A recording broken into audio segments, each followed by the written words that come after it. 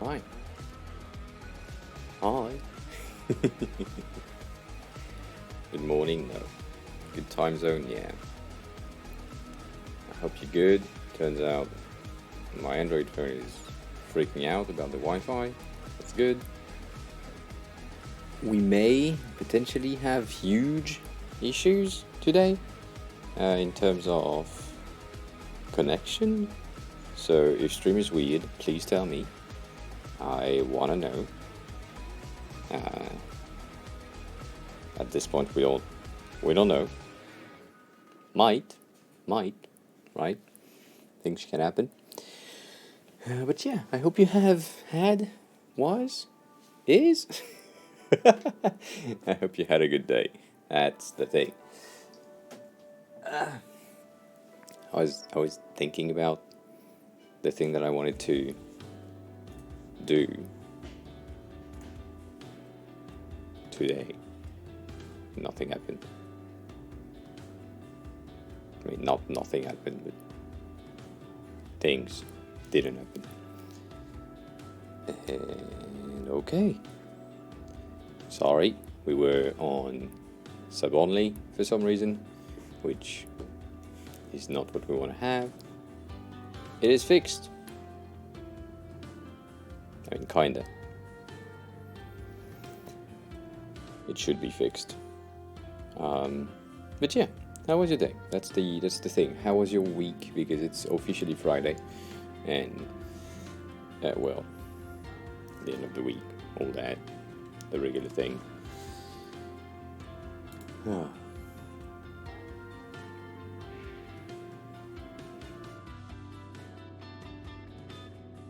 Yeah, I don't know. I don't know about the stability of things and the connection thing. I had like my entire internet cut today for it turns out no reason. I don't really know, but that happened. So, I don't know. Maybe we will have issues. Maybe we will have huge issues.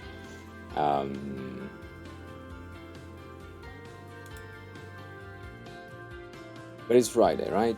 So, we know what we do on Fridays most of the time. Smiley, hi! Welcome back. How are you? How have you been? How was your week? Hope you're good. All that. The usual. Nice green emote today. That is new.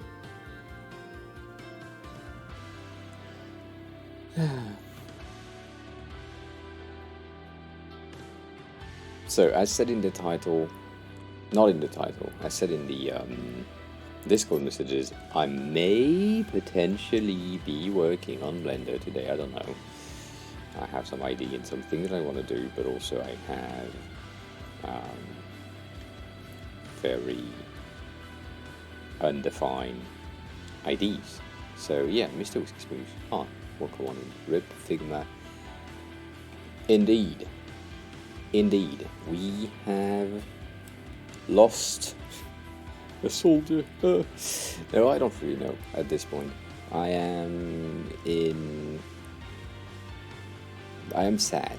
Let's say that. I am extremely sad. I was expecting the little guy to stay the little guy for a long time, but then 20 billion is 20 billion, so I can't blame them. I would probably have done the same thing, right?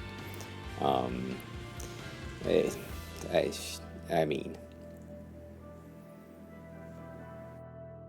the thing that they said, right, was Figma will stay the same officially, and not exactly expand into the creative clouds. They will probably stay independent and stay with the same pricing, the same behavior, the same team, all that. One thing that I talked about today in one of my team, thanks a lot for the lurk, Smiley, appreciate it. Yeah, it will stay the same for I guess, for the next 3 years, probably. I'm expecting, we talked about it yesterday, I'm expecting them to incrementally add things, as in maybe like features that are more Adobe in a year and a half, maybe, but in the time before, like just improvement in the current features that they wanted to have, and then get potentially like more Adobe stuff in as a merger. And I'm expecting Figma to be dead in the next 3 to 5 years, like dead, as in we would all have moved.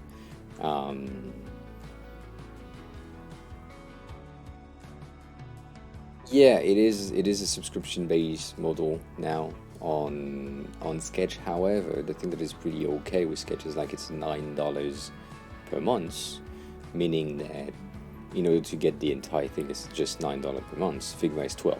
So, in terms of ratio, right, you have a better-ish, like a bit cheaper, and you have everything. As they say themselves, right? You have the complete platform for $9 per month, which you can pay on the yearly, and I think it's like $99. You have like 1 month for free, basically. Maybe 2. I forgot. $90. I don't know. I mean, I don't know. I can go there.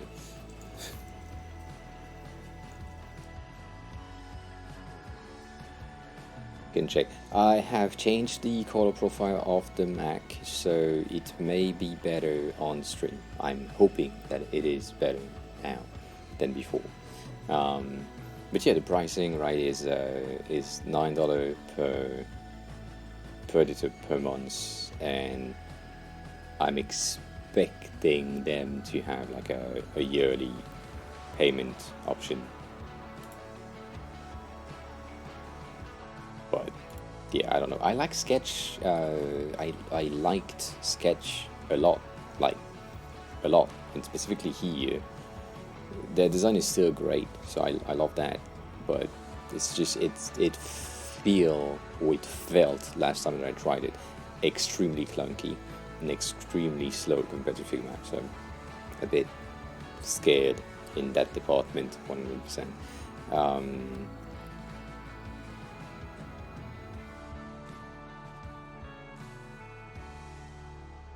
Yeah, I mean, that's also a thing that I don't.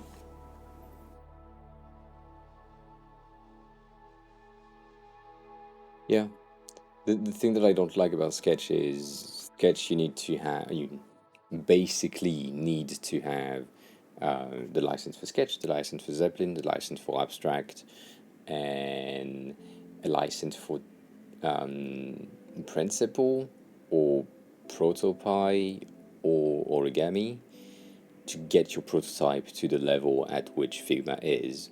So even though on its own Sketch is cheaper, the amount of licenses that you need to pay on the side makes it 3 times more expensive in the end. So I don't like that. Oh yeah, that's here. You can pay $99 per editor yearly. I forgot about that. But yeah,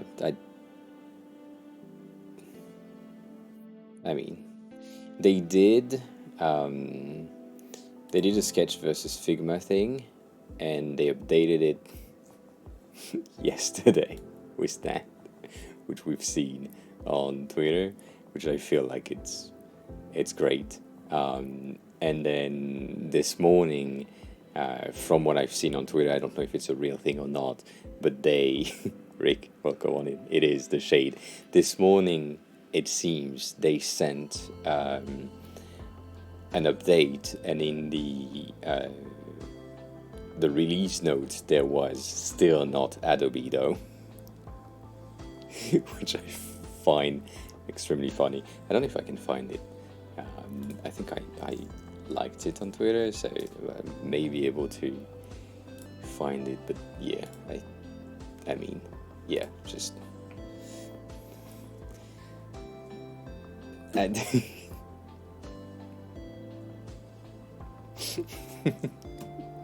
I love it. It's just like You get the update, you get this. Brutal. Welcome on in. How are you? How was your week?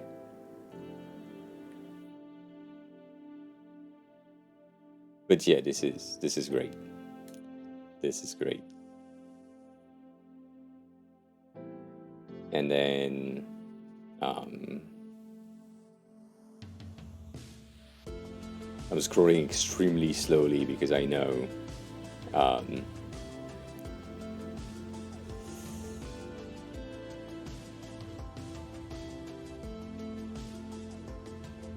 this will be a workout indeed, if that happened.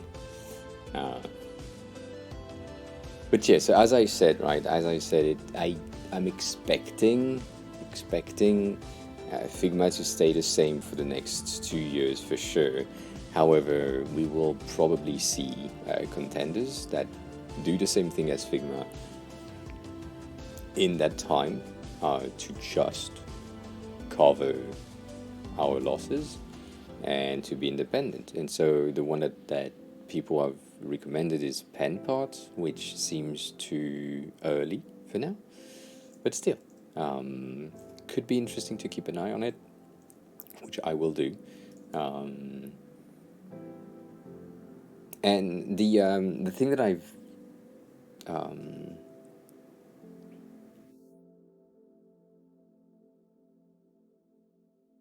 yeah,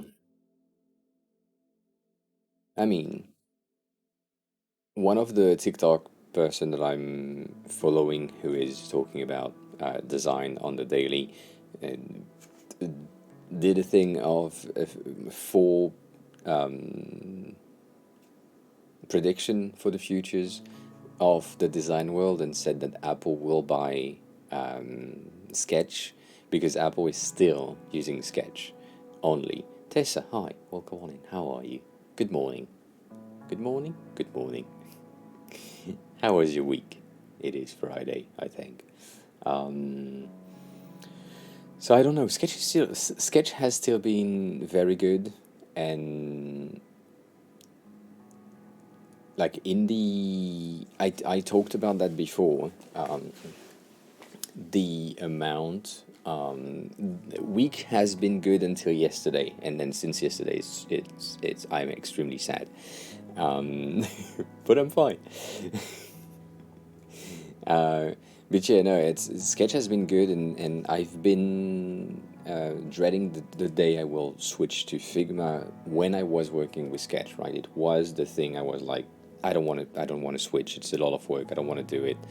And then Figma announced plugin, and for the first, I would say, I don't know, 3 years, I've been working with Sketch, 3 to 4 years, maybe. Let's say 3.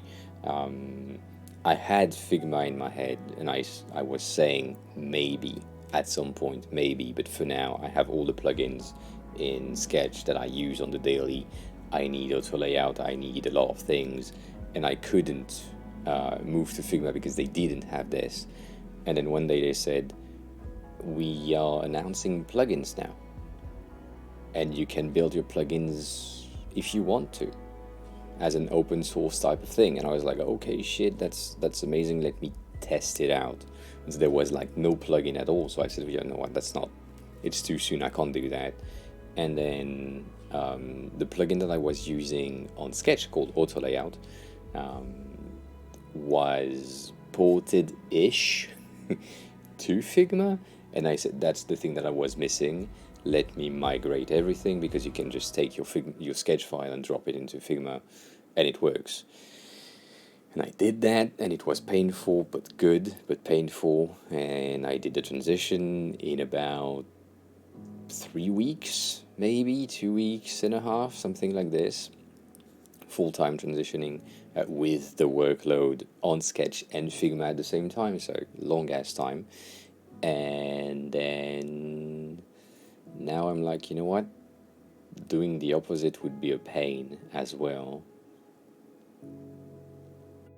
But I want a tool that give me more code. So, um, you were vibing in Photoshop. Damn it. Have a good look. But yeah, no, I think that the goal is not to move back to Sketch, nor XD, nor Figma, nor anything. The goal is to move to a new software that is at the limit of no code. And the one that comes to mind is Framer X. Before it became Framer Sites, where they let you or give you the ability to create React components directly visually in the tool. And so I think that is the direction in which I want to go,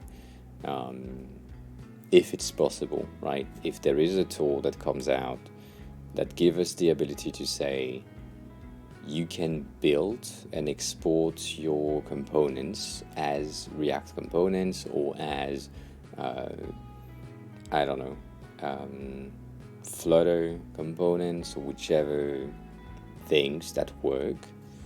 You decide on the language that you want to use, and that we take care of the extraction of the component itself, and it will work. I think the InVision Studio was pretty good as well, but it just came at the same time as the boom of Figma, at least in my views. I was rooting for InVision. I applied to InVision a lot of time to see if I could work there, because it was like really interesting, and then I moved to Figma, and I felt like the next day they just died immediately, because I enter a new tool, which is Figma, that had basically what InVision had for prototyping built in. Well, and almost better than what InVision was. So at this point I was like, yeah, no need.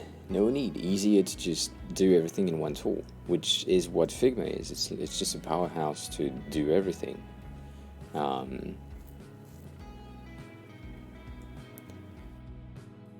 Yeah, like around 2017, 2018, I think, if I remember correctly, we had like the beta in 2017, and then it came out as a real product in 2018, and everyone switched in 2017, 2018, basically. Which, if you think about it, it's not that long ago. Not that far away. So it's really cool to see how, as a lot of people have pointed out, right, it's really cool to see how this little tool have impacted all of our lives in so little time.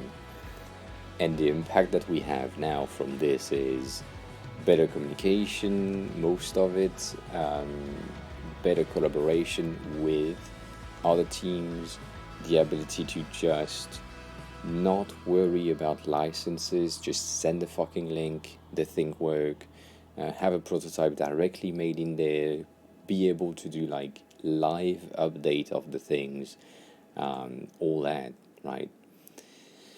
On the side which Wapalizer said,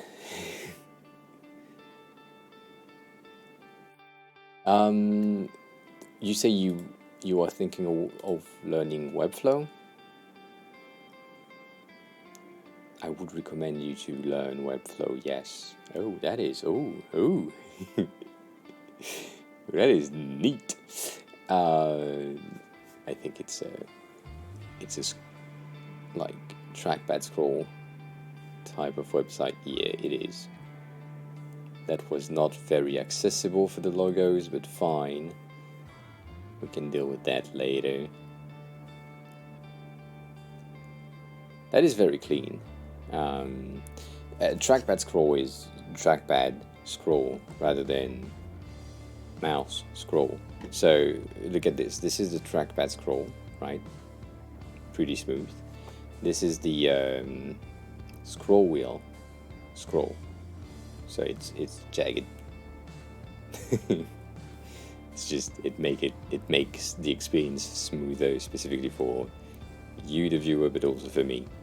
So that's why I'm trackpadding. But yeah, this is absolutely not accessible in terms of color scheme. But I like the bright yellow.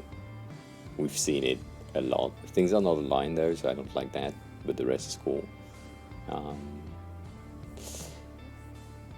What do you like about it? You said I love this design, and yeah, no, it is great.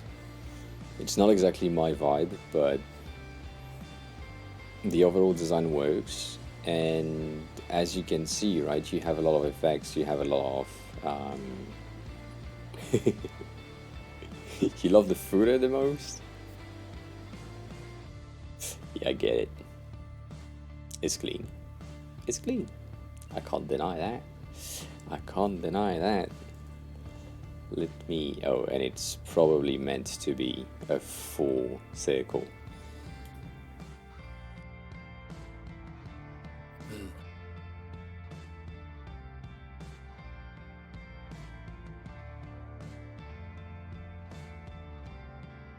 Oh, and it works as well on mobile. It has some glitches here and there on mobile scroll, but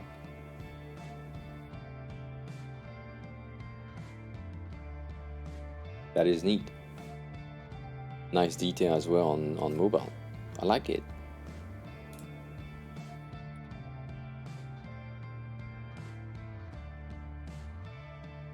It's a nice detail. But you know, I like that. So if you want to learn Webflow, if you haven't started yet,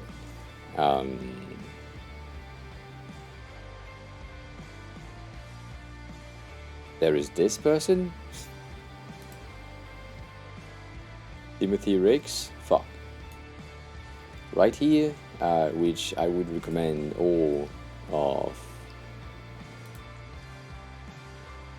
their tutorials, right? Like, all the shit that they create is just amazing, and it's free. Their YouTube videos are great, and like, I mean, you can achieve everything with just these tutorials.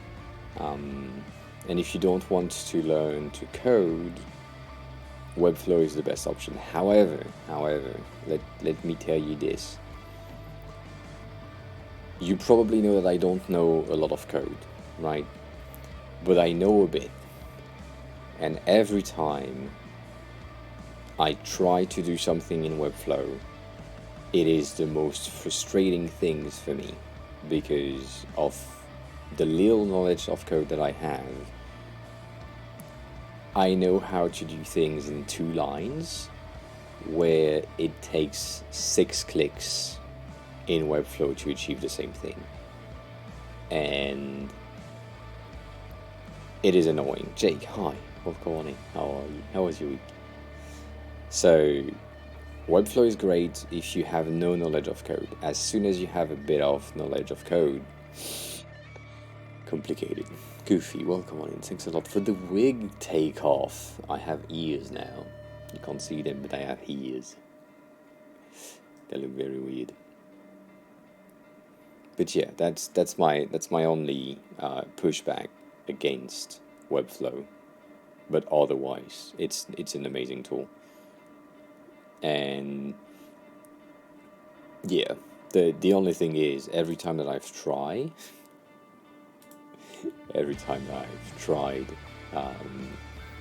to build something, it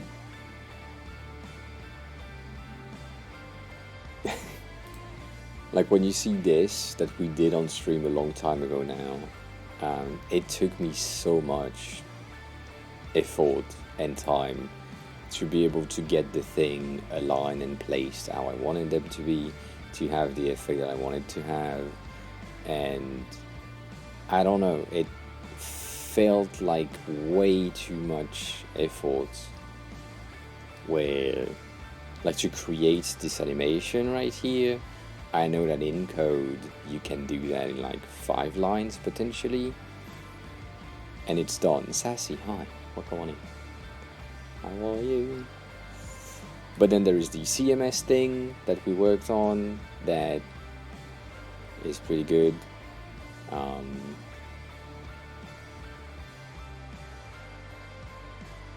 But also limited because I couldn't create things properly. I didn't know how to do them yet, so yeah, I don't know. What would I use instead?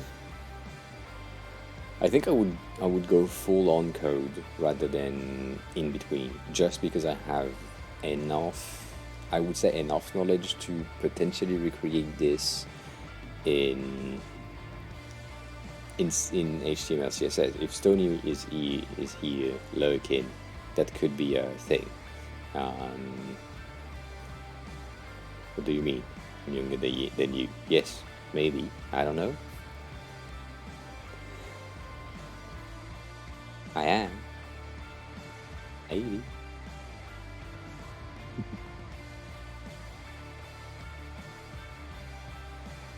But yeah, no, maybe that's the thing that I want to do at some point, right? Yeah, opening VS Code and trying to recreate this from Figma to Webflow, from Webflow to code. That could be a thing.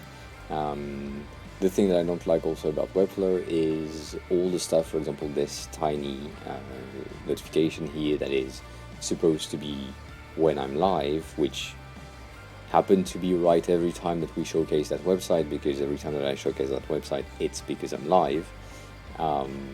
But mobile check, nope. Nothing works. Nothing has been defined as responsive at all. So it's broken. But yeah, there is like a lot of things that you can't do on Webflow in the default format, right? If I wanted to have this to be really live when I'm live, then it would cost me $100 per year, which is not much, right? It's like $10 per month, basically, a bit less. But still, I feel like custom code, if you have the knowledge for custom code, well, easier to build the thing directly. I don't know, feels weird. But yeah, and so either build the thing with code directly, or limit your output with things that you can potentially. You can export it if you pay. I think you cannot export in the free version, and they still have dependencies on some JS code on the side. So yeah, I don't know.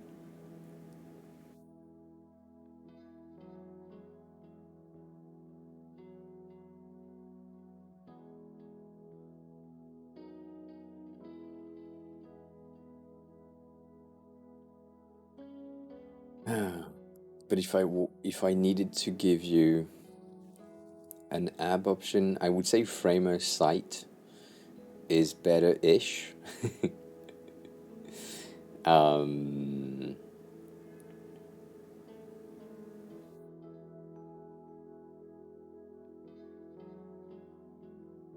Yeah, exactly. It is, like, at least with Webflow for me, it has been every time that I've tried it, I was like, I can't do that. It makes no sense. And then something makes sense, and so it seems easier than code, but then you learn the way that you do it in code, and you're like, well, that would have taken me maybe 5 minutes in code, whereas on Webflow it took me 15 to just wrap my head around it. But now that I know how to do it, maybe it takes me like a minute. So of course it's faster, but it's just logic is not there to begin with. I mean, it's there, but it's not exactly the same, so it's just fucking annoying. But frame aside, or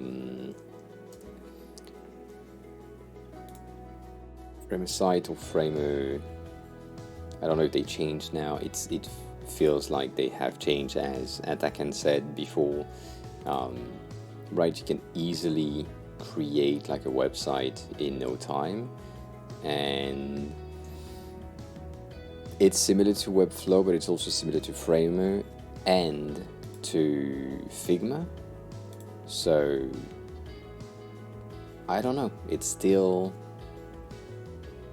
there are things that feels better, as in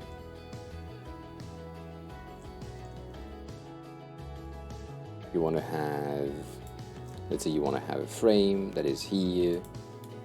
Let's say that this is your header, it's pinned already, you don't have to do anything, it's automated. Maybe you can define the size of the thing, it's a 64 thing right there. It has a feel of, I don't know, 1B.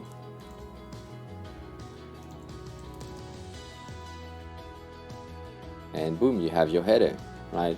So it's easier, but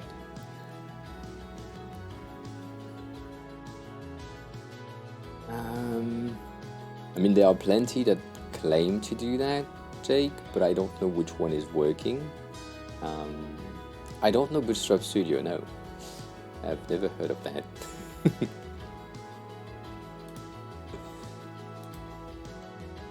But yeah, I don't know. I feel like there are things that makes more sense. Nishit, hi. Welcome on in. I feel like sometimes things kind of make more sense on Framer than on Webflow, but also Framer is, I mean, a bit complicated as well to just master. So I don't know. I would.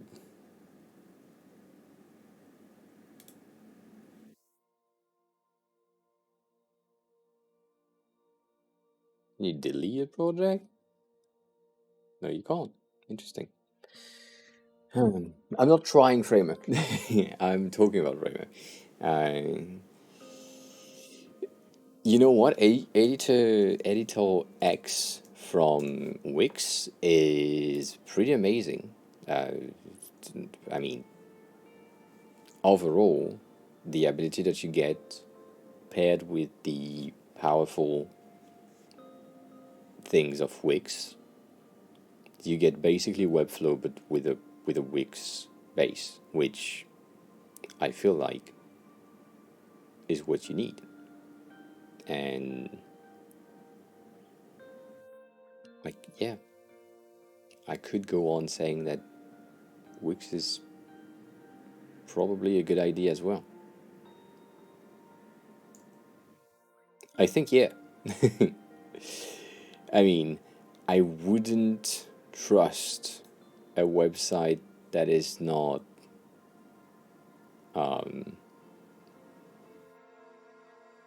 that is showcasing a thing and that built website and it's not built with it. As in, the landing page of Webflow has been built with Webflow, the landing page of Tailwind has been built with Tailwind, and right, these things make sense. But I mean, I don't know how I could check how it has been built, but I'm guessing. Yeah, cannot. I mean, could, but not a good idea. Popularizer, I don't have that.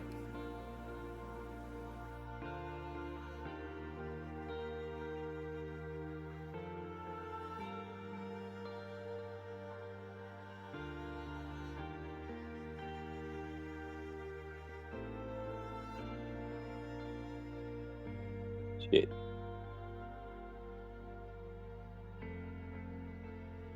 White runs, yes, that's true as well.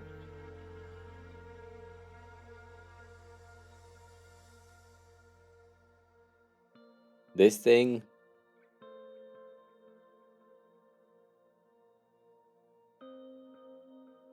Again? Carnax? Or Cornet? No wigs. I mean, yes, Nish, ask your question about design to related thing. Looking nice, right? I'm thinking that it will be fine when I lose all my hairs. I would be okay. It would be okay. So yeah, it seems that they can't do shit.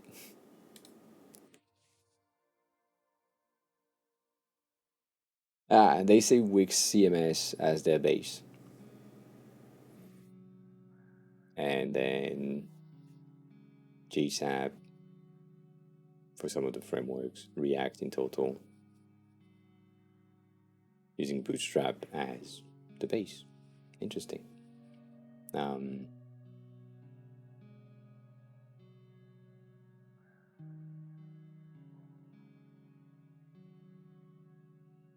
And that shit is like $9 a month. I don't know.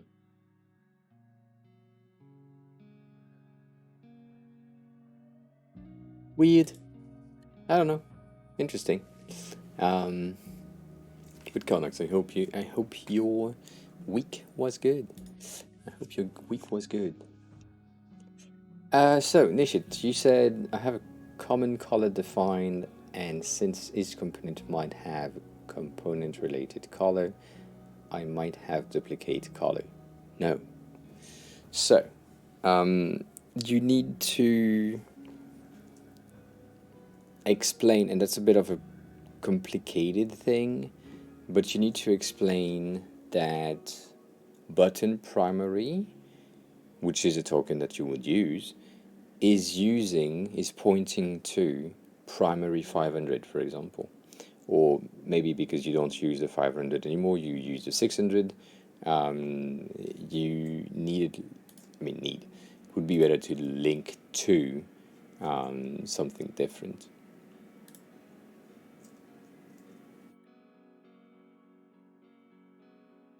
Is it in colors, or did you? Yeah, it is in colors.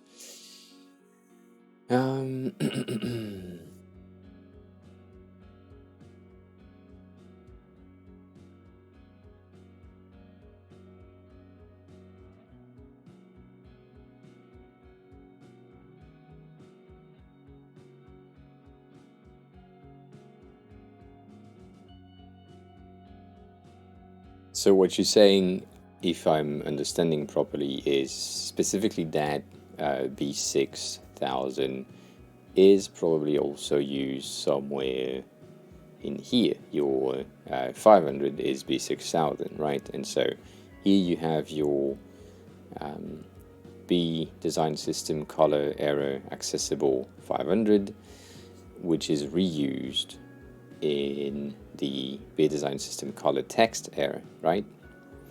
And so the token that you're using is different, even though it's pointing to the same Xcode. So,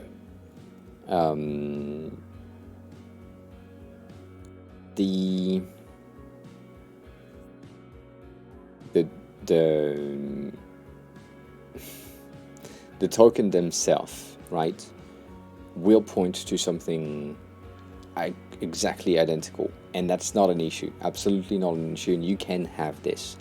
However, it's more of a developer issue rather than a you issue.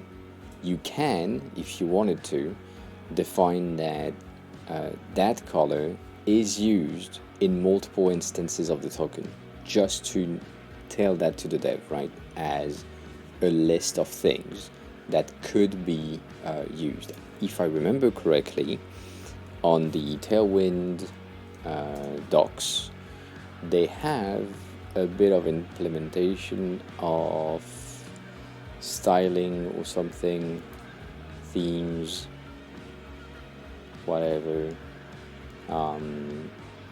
So what's happening in the Tailwind CSS doc, if I remember correctly, I'm not exactly sure how it works, but if you define a color like blue, and then you have this, Tailwind will automatically for you create a text dash blue, which will take this.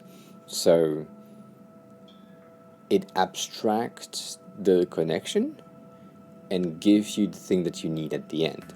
So it is somewhere explained, and I forgot where it is, but I know it is somewhere. But basically the goal is to abstract things in your token system. Can I have tokens?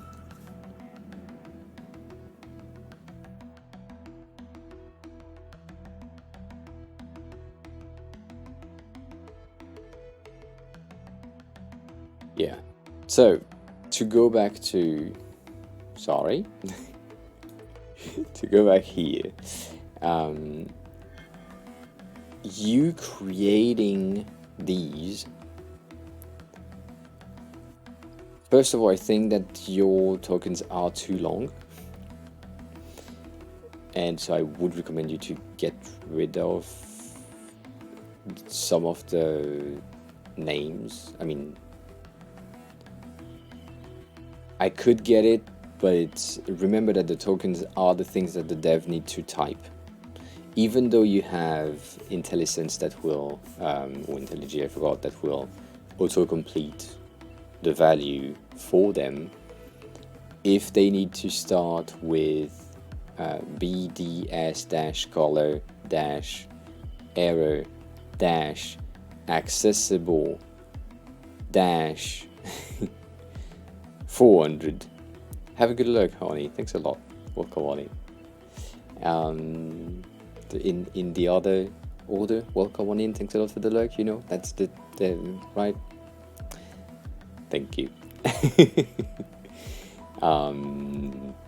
I would recommend you to like minimize the amount, because specifically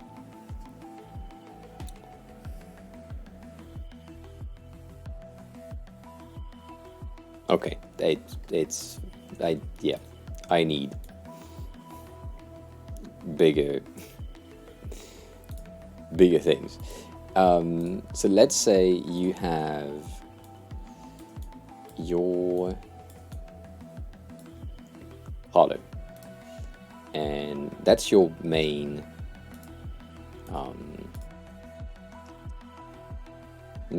primary whatever, right? Large. That's your main primary, and then in it you have I will put it darker just to be visible. You have your button, but because it's the same color, right? You also have your links, and then you also have your actions, and then you also have maybe, I don't know, some of your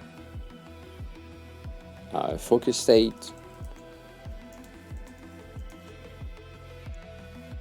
that goes in, and then you may have other things. I don't have the full list, but your main primary will be used, sorry, I forgot, will be used as a color as well at the start, but it can also, as I said, right, be used in button links and everything.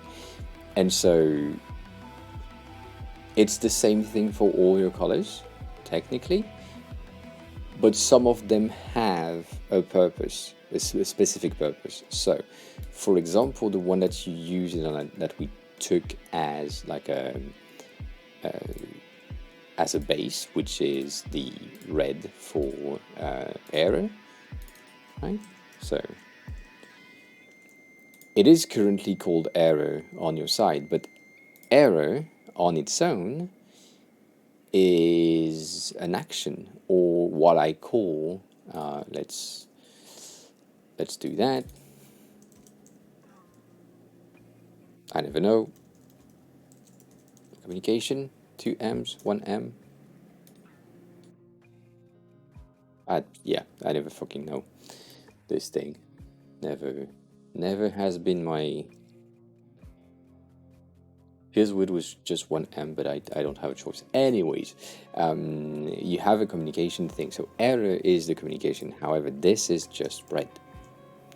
And this is your main primary, but your main primary may, I don't know, point to purple. Which right now is the case. And so, I guess communication is important as well. It works in the same way. The thing that I'm trying to say right here is your same... Marianne, hi. We're talking about design tokens specifically for colors to try to avoid getting something like accessibility 500 for your colors right here, and then reuse the same color with a different token, but how to understand that or to convey to the devs that it's basically the same thing. So you just need to point to the other things. So basically, right, if you're in communication and communication error is using the red, and it's using the entirety of the red palette from 100 to 900, and color is using red, and so it's color red 100, communication error 100.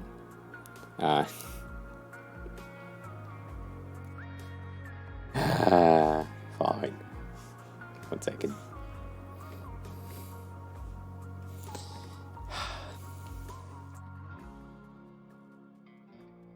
This shit making me spend my own money. I see. Let's see.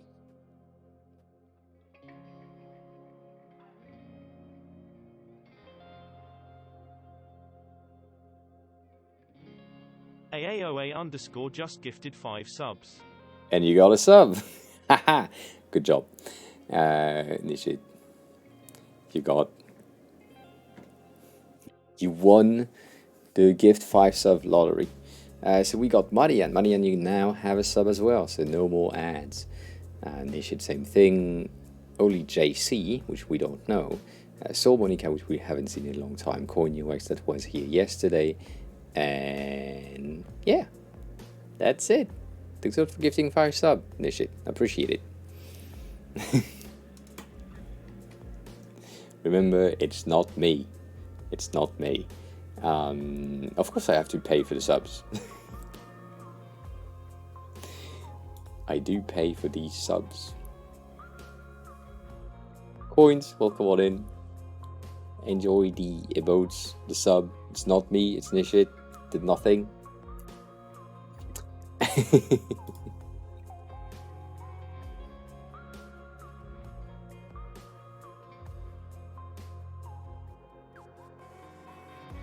Do you mean why do you have it? I think it's a good reward.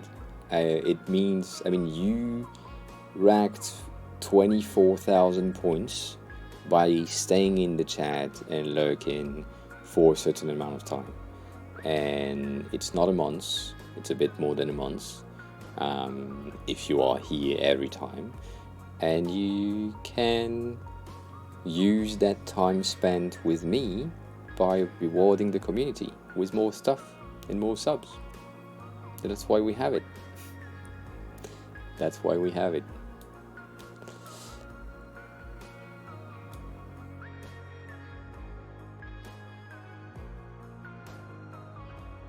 Something doesn't work in the alignment with that 7 thing. I don't know, it's weird. Anyways, the thing that I wanted to say is you then get these Yeah.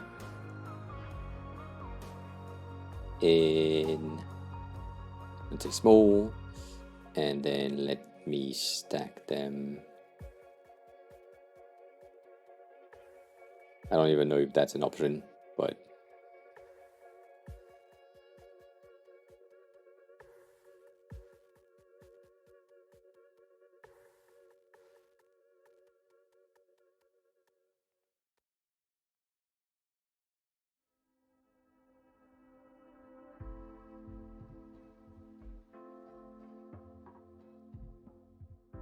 why?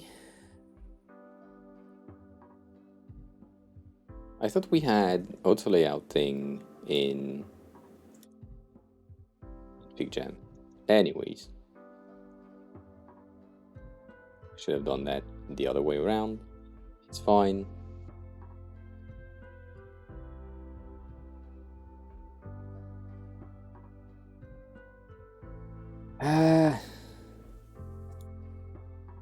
So, the thing that I wanted to say is you get with these basic tokens, you get the ability to define your main category of your tokens, followed by something, and sometimes followed by something else. So others, I don't know yet, but let's say communication for this one. This one is error, and then here you have the color value, basically. So color value being the same thing that we have here, color value. So we don't have one here, button, and so button you have button state, and the color value, link state, same shit, color value, action. I don't know if that's a thing. I mean, action is a communication thing on my side, but it might be something different for you, so let me just get rid of it just for now. And then focus state might be like a I mean, basically focus and state. And then color value. And so this is basically how you construct your tokens themselves. And the color value thing is this exploded basically into multiples, as we know, that you already created, right? The 100, 200, and all that. So the construction of your tokens can be extremely simple if you think about them as, specifically for colors, remember that, specifically for colors, if you just think about them as color value is my main token, and then it will be the color value itself would be reused in the subcategories of tokens. So let's say, right, you get your color value here, and then maybe your button state is darker, maybe your link state is also darker, and maybe your focus state isn't. It's the outline that goes around, and so that's the thing. So that can work, right? That's one way of doing it, and maybe that's useful to understand and easier to understand. So on your case, the thing that you need to define as the most plain option is the color, but specifically the range of color. So if I go back to my foundation, it is split or splitted in multiple sections. We have the base section, which contain my regular gray, my primary green, error state, which are my communication things, so error, warning, success, action, and pending. Basically, my action and my pending used to be my blue, and my purple or violet. And so I mean, it was purple at the time, and I swapped that to put them into communication. I could have kept them here, but because I know I will avoid to get purple and appending on the same page, I prefer to get rid of one of them just to avoid confusion for the user. Anyways, the thing that I'm saying is you need to define the list of tokens for colors just with colors. So this one is called green, and it will be green-100. This one is called green light. It will be green light-100, 300, 400, all that. And then maybe I create a system. So we talked about that before, but let's say I have my button right here, and my button has its system of being default. Let me just 2XL these. So I have my primary in default state, hover, focused, disable, and active, right? So in reality, active state is supposed to be here. And so that showcase the system itself for the solids one. So as you can see, I'm using my 600 as my background here, and then on hover, I'm using my 800, and then on click, I'm using my 900. So that's my system. And then for the focus one, you can probably see there is like a bit of a focus ring around it. It needs to be changed specifically for this color, but that's a different thing. And then the disable one is the default at 24% opacity, meaning that if I switched, or I decided to say from that selection color right here, I want to have now a button that is in another state. Let's say it's or another color. Let's say it's in warning. I don't know.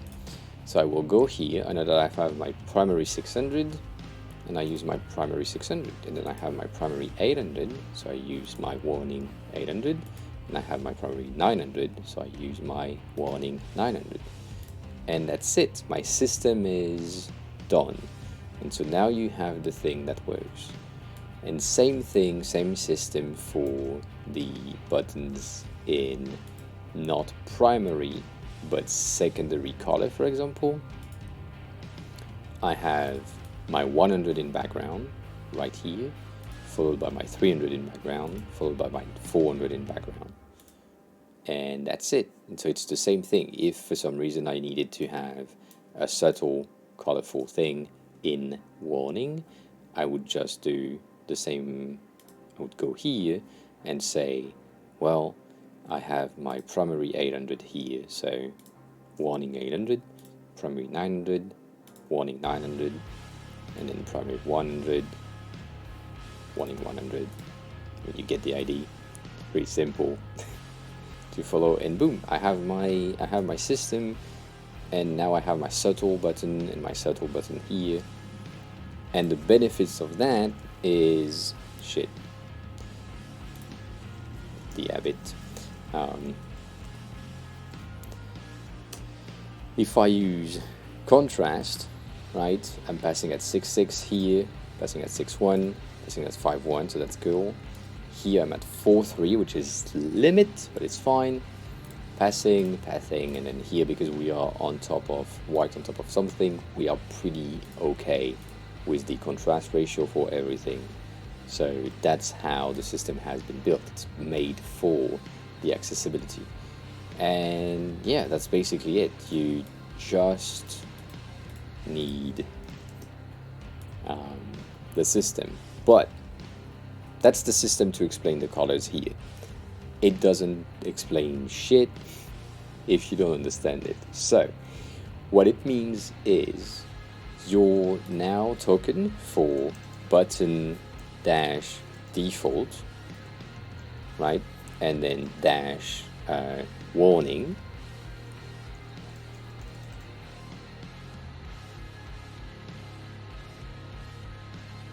That would mean if I do that as my token or as my class, it will take that thing.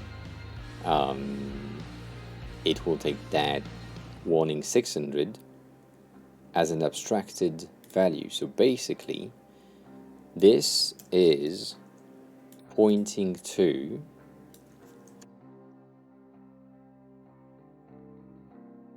follow dash, sorry, dash 600.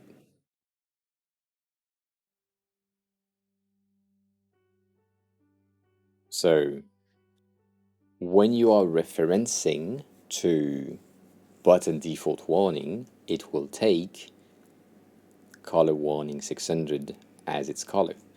And then when you do, right, so my button is now on hover, it will take my 800.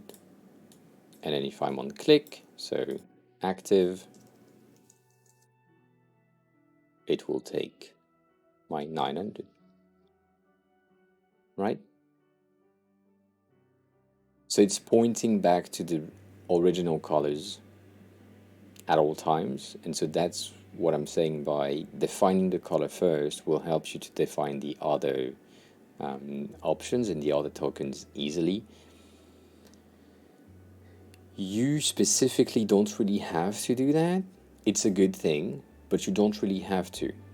The devs usually do that on their own. If you do it for them, they will probably love you or hate you if you use like a way of naming them that is not making any sense for them. But yeah. You say you're having a hard time with grays. Why?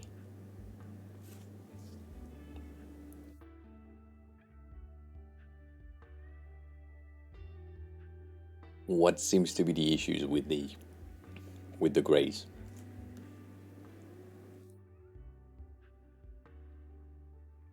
You don't find enough?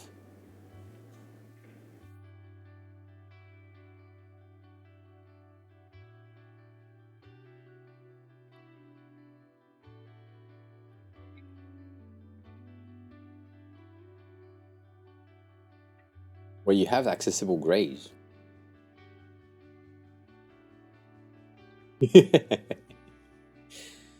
Smiley. A1? Really? Nice. These are accessible grays. The real question is, do they work for the system that you have in mind? So, what do you mean by compare them? Because I don't know what you mean.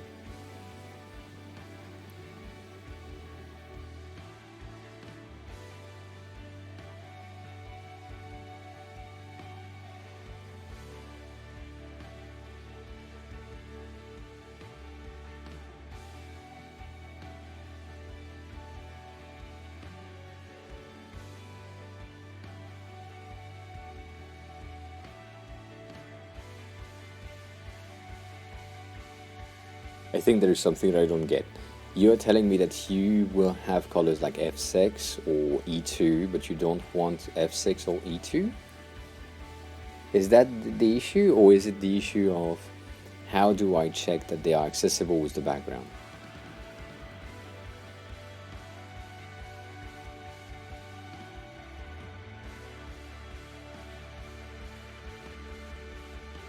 Yeah.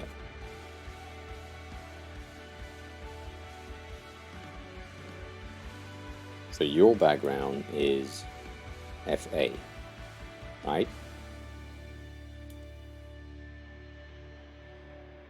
and then you say you will have a gray that is F6.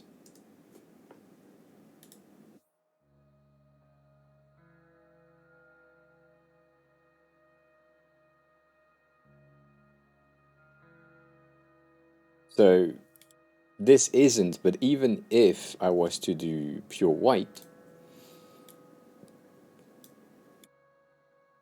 and I say that this is my sidebar, for example, for that section right here, right? It's, I mean, you may be able to see the difference in contrast, but it is a very subtle thing. Does it bother me? Not really. Would I recommend something a bit darker for the background? Probably. For background grays, do you really give a shit? Not exactly. So, it depends. Yeah, you can use the colors contrast checker to check the contrast. You can also use the one that I just used, right? The use contrast by MDS, which is a pretty cool thing. And they give you options.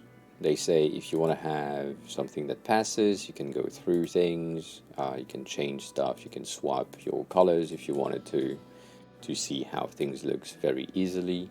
And as they say, it's valid for decorative elements only. And so, right, as they say, decorative elements as your background for a card or something like this, you don't really give a shit. The example that I have in mind right now is that informational page that we looked at earlier this week. That background here and that white thing right here don't really pass the accessibility contrast, right? The white on top of that gray doesn't go through. However, you still can see the difference. If we were to use my technique of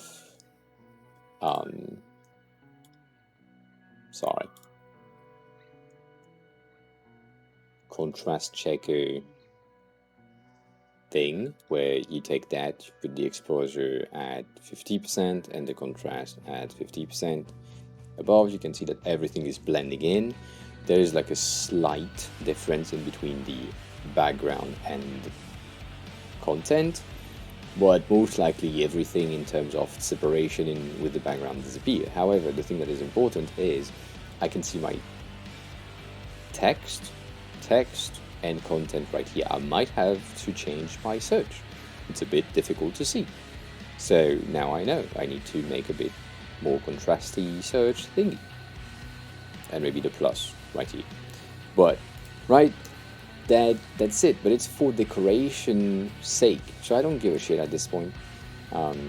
It's just, it will be useful, but doesn't mean anything.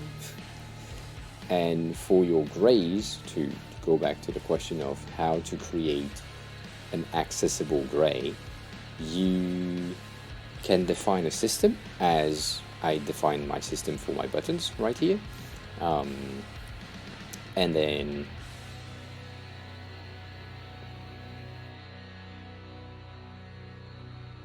you see if you can place your thing through. Holy, hi, welcome on in.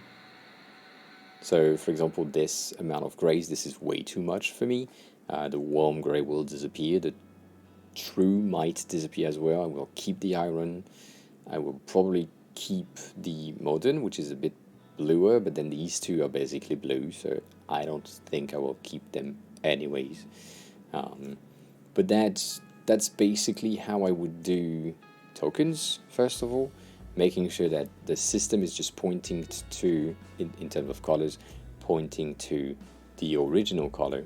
And then also making sure that things that are reused across the website are defined differently, as in, let's say you have the focus, sorry, you have your focus ring that, right, if you're focusing on an element on keyboard, you need to have something, and then it will take color primary maybe 300, because we are on 300, and that's the color that it uses. But technically my focus ring is pointing to an, sorry, effect, shadow, something, and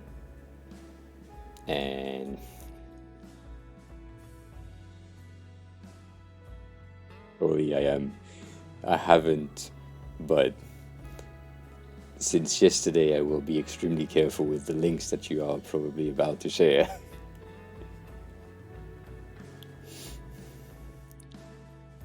I am suspicious.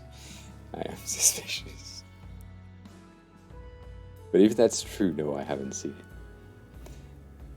I wish. I don't think it's feasible though.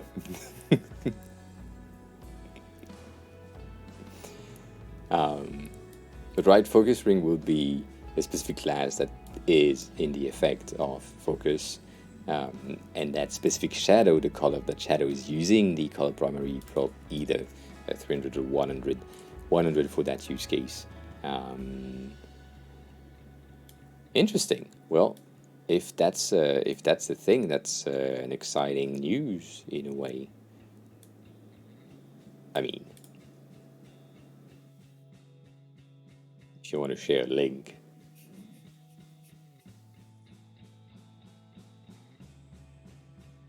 I can take a look at it. I'm skeptical. But yeah, does that...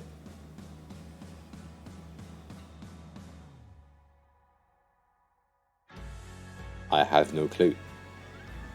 Failing the coffee test? No, I have no clue. I don't drink coffee, so I don't know. Maybe something else. I was about to say you asked a question before and I didn't answer it, and it was the same thing. Good, you did good.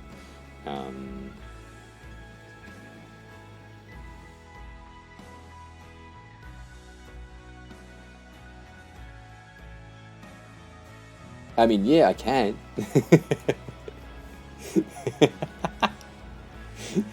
I don't trust that link. Holy, that seems sketchy for some reason. It seems like something that will bring me to another website with, I don't know, a video for some reason, because it's like I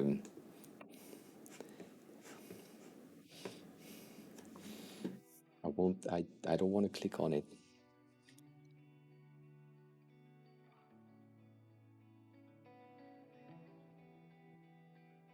I don't trust any of your fucking link. It is not a good idea.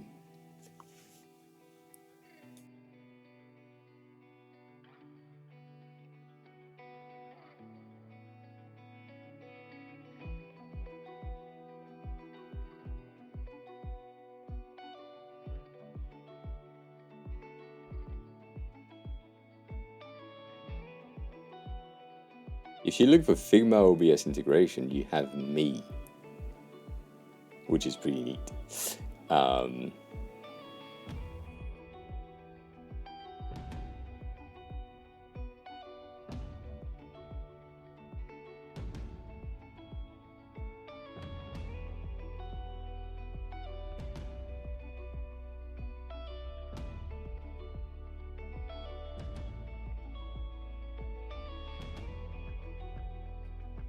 And I see nothing, so I don't know. Like a FigJam integration with OBS? Maybe. I don't know. Take a look.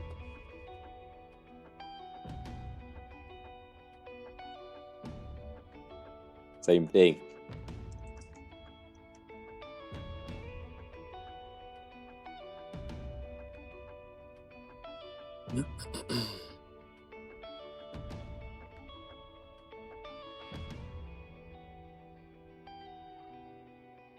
Nope.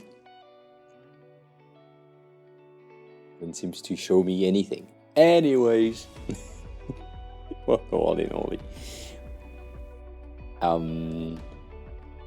Nisha, does that help? Oh.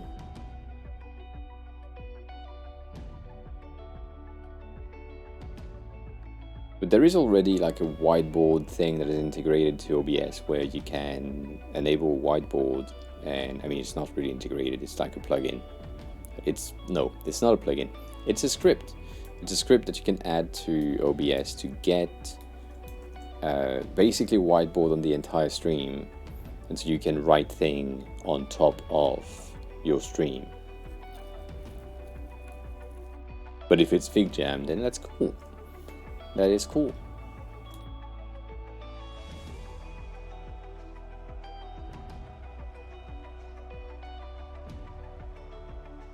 So, Nishit, does that help? I know you've said something earlier. You said, and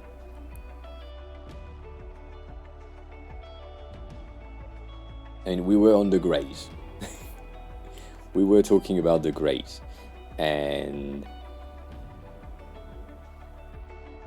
my answer was because I'm using systems. I'm building systems every time that I'm trying to create like a component, specifically when I need to use a color scheme on something. I'm trying to create a system that is reproducible across everything. For example, I know that on most of my text paragraph I would use my gray 600, and on most of my titles or headings I would use my gray 800, so a darker value for the title to make an emphasis on it, and then a 600 on text to be a bit more like subtle, right? So you get something like this, even though here it's a bit fucked because it hasn't been changed.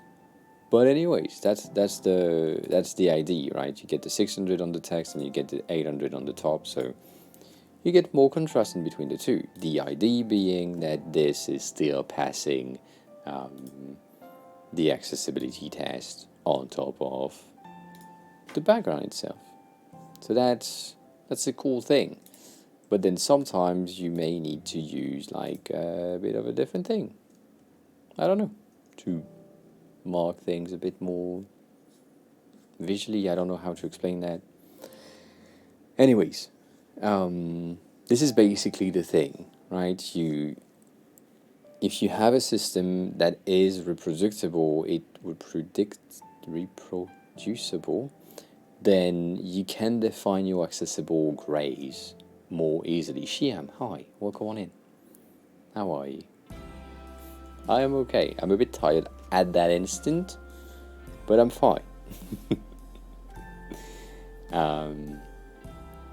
So, right, I split it, as you can probably see.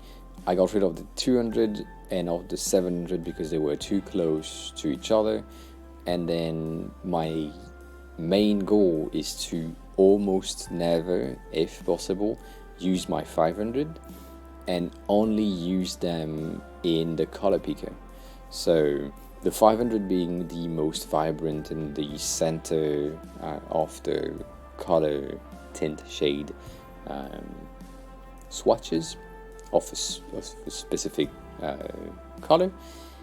It is the most vibrant, and so I'm using this on the color picker to help the user to have like the best experience. However, it will impact the rest of the app with everything that is currently in 500 will be pushed to either 600 or 400 depending on the use case. Most of the thing that I want to do is, if we really need the colors, then move to this. And so the system works as well for other things, like let's say I have, I don't know, a badge.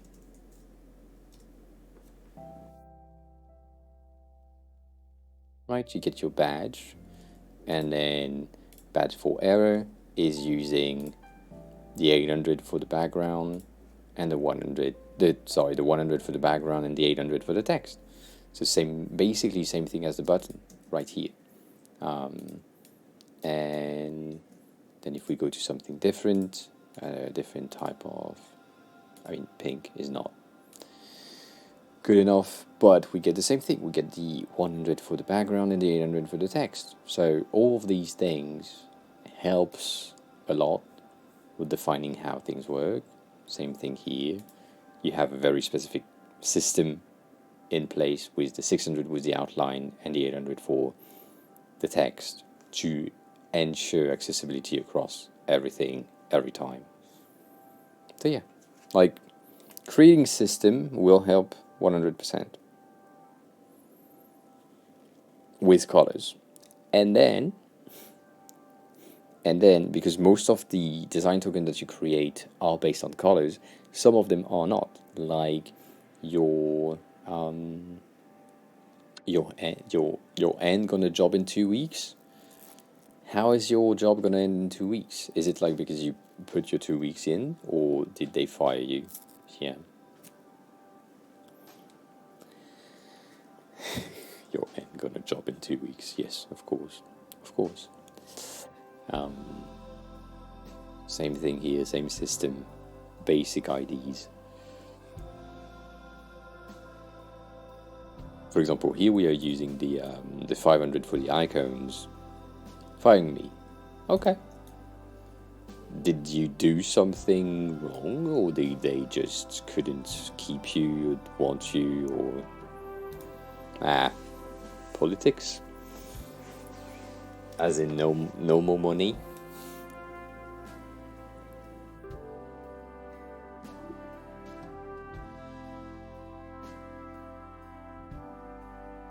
I get it.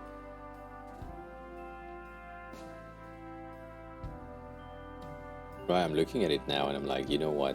The icon in 500 doesn't help. It will be inaccessible in some use cases, specifically this one, for example. I have a feeling that this is not entirely good.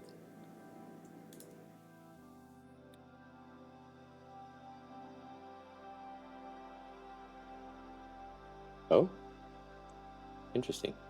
Can't do that.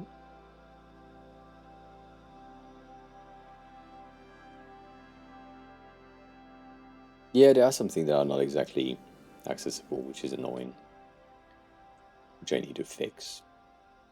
Make sure that the system works.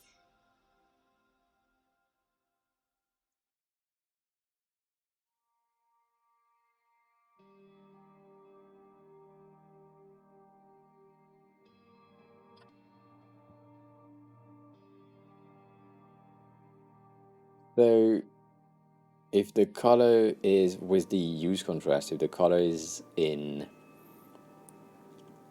a vector base outside or inside of an instance component, it doesn't take it as an option. Feels weird. Feels very weird. Anyways, on your end, let's be here. You may want to get the one that is accessible across the board, and with these color palette generator, which are coming from Foundation, you have the value of white on top or black on top.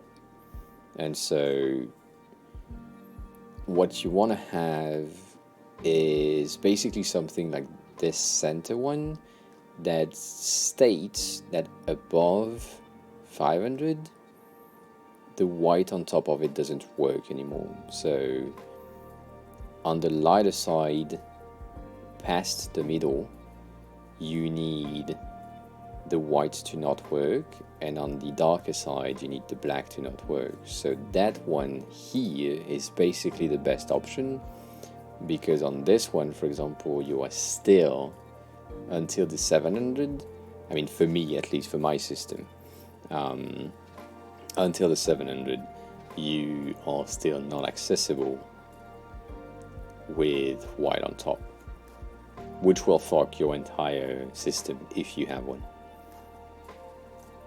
So that's the, I would say with my system, that's basically the thing. What do you mean? Oh, you have to do something with audio. Okay. Sorry. Have a good audio testing thing.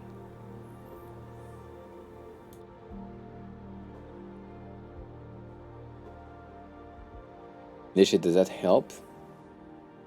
I mean, it probably helps, but do you have more questions? That's more the the question that I have. Or did I answer all your question about the tokens and the colors at the same time? I know I said a lot of things, and earlier you said you had a bit of an issue with something. So if you need me to solidify things, yeah. The last part with the grays. So the foundation plugins that you use to generate the gray, or whichever color palette, right, gives you these two badges, tags, labels, thingy, and they give you the contrast ratio based on white on top of that color or black on top of that color. And if you have the AA, AAA thing next to it, I mean, it passes with the color itself. So if it's the white that is on top, that's the contrast ratio that passes. It passes if the color on top is pure white. And then on this one, it passes if the color on top is pure black. This one is really interesting because it's exactly the same. So your 500 for this one is either white on top or black on top, and that worked. So I'm just talking about black and white because the contrast ratios checker is using black, pure black or pure white as their main thing.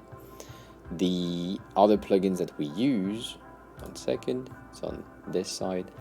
The other plugins that we use is called Super Palette, which we talked about multiple times, and that one gives you the ability to check a color or create a color or thing. I can't right here. If there was another color, what do you mean if there was another color?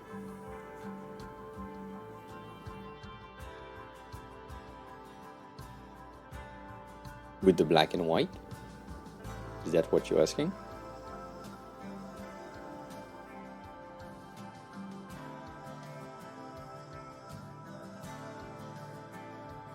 This is great.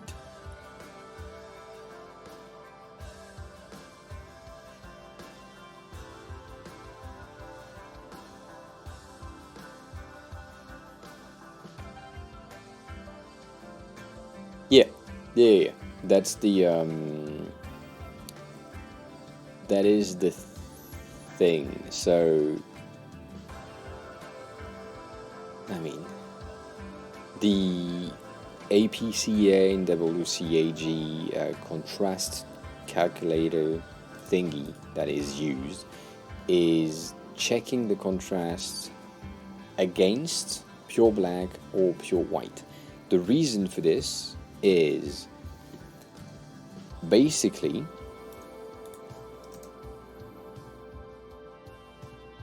I shouldn't do that. I should just do this.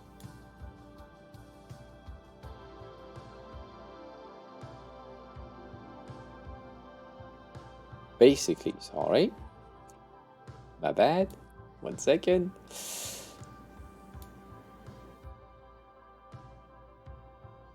So, basically you get this range of pure black being absolutely no luminance and pure white being 100% luminance. The contrast ratio checker is taking your color, so let's say I'm taking my color green right here, and it is checking the value of the luminance here, and then it places it in that range of luminance. And so for mine, for example, let's say that this is HSL 50, I have 15 light, so I would probably be around here, I would say, because of the other values, but also it's a green, so it's a bit complicated. But anyways, I would place my thing here, meaning that if I'm closer to 0 rather than 100, or the opposite, I forgot. I'm closer to 100 rather than 0, meaning that I can only place black on top of it. If you decided to go with a color like here, right? Let's say that this is the color that you wanted to have, right there, that band, which is not exactly good. This, same thing, because it's close to the white section, the only thing that will be visible on top of it is that is a darker shade. However, if I were to have this color, well, I'm so far away on the other side that I need something that is like lighter. And a lot of things are going through my head to explain that, but it's a bit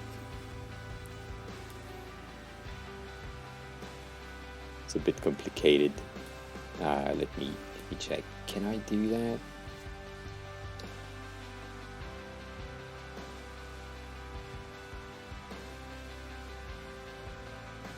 Right, so that's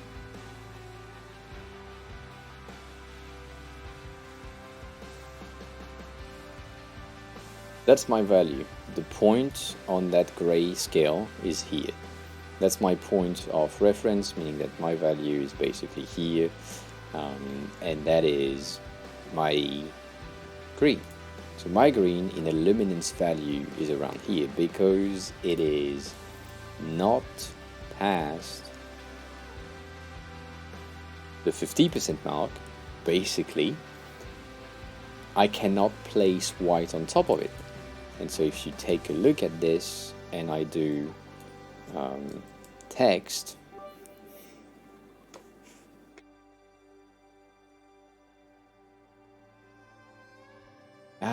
Daniel, welcome on in.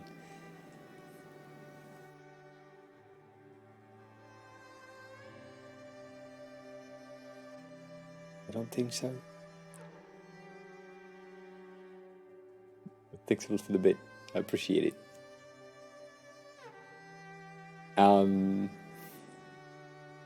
So let's say that this is your text thingy. Let's put that into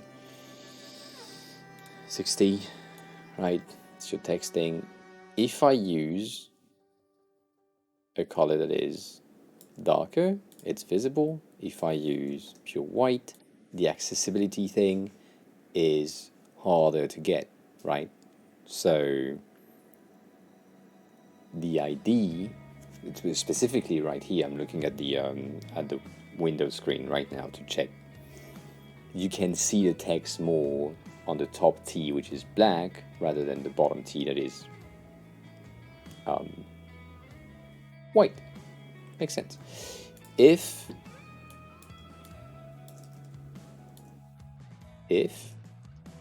I were to apply the same thing in terms of luminance, right? This one is easier to read, and that's how the thing checks it out. It's a bit complicated. I had a nice article about contrast some days ago. Okay, welcome on in.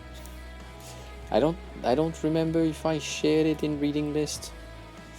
I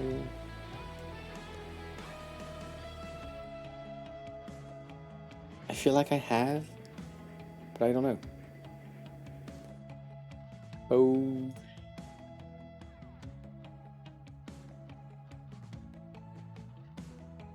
Consistently underscore Thomas is now following. Consistency. Thomas, welcome on in. How are you? Who are you? How did you find the stream? No, it's not there. I read it like not so long ago, so that's sad.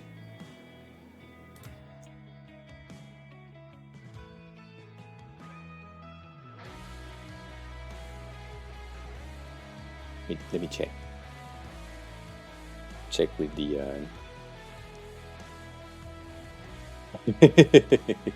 Good. That is how it works. I appreciate that.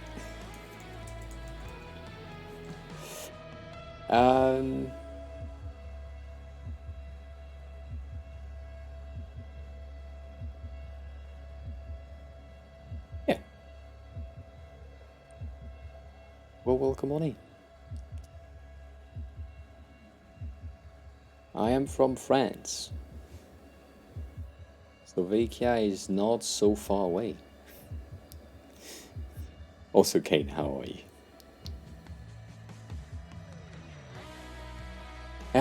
This doesn't work. Where did I fucking read the thing? I read it on my phone. That's what happened, right? That's what happened. I read the thing on my phone. In a second. Yeah, designer for women everywhere. Always. Question being, how the fuck do I get my history thing? Sassy, welcome back. You better? Good. Kane, it's the same thing for me. Yes, I agree. I have some issues. And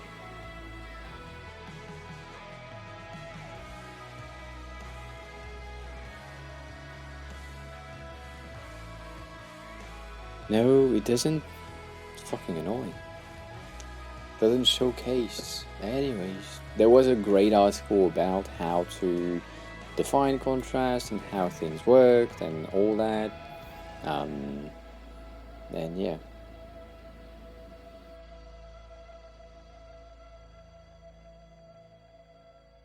Yeah. No, lunacy is trash. Framer is good. Yeah, so I'm very opinionated on this topic. Sketch is good. It's just a bit slow-ish. Pen pot, we have it here. It seems promising, but it seems too early stage for now. Lunacy is okay. It uses the sketch format, but you need to relearn everything, as in it uses the sketch format, but you don't use the sketch shortcuts, and it doesn't use the Figma shortcuts either, so a bit complicated to get things working. And then Framer is good, but now, as Atakan said and pointed out, it is mostly for websites and apps in React and React Native, which is good. Denny, hi, welcome on in. How are you? But yeah, I like that. Thank you for sharing.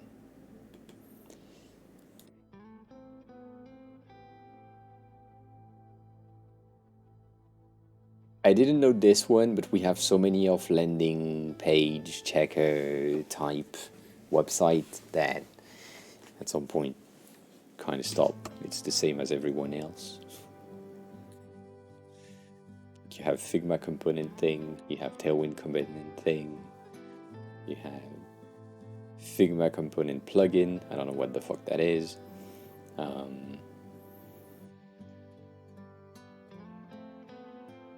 It's going. It will. I mean, I don't know. We will continue to cry and be okay about it because we can't do anything anyway. So we'll be fine. It will be fine. But you know, this one is pretty nice. You have the color thing at the bottom, which is useful from time to time. And oh shit, and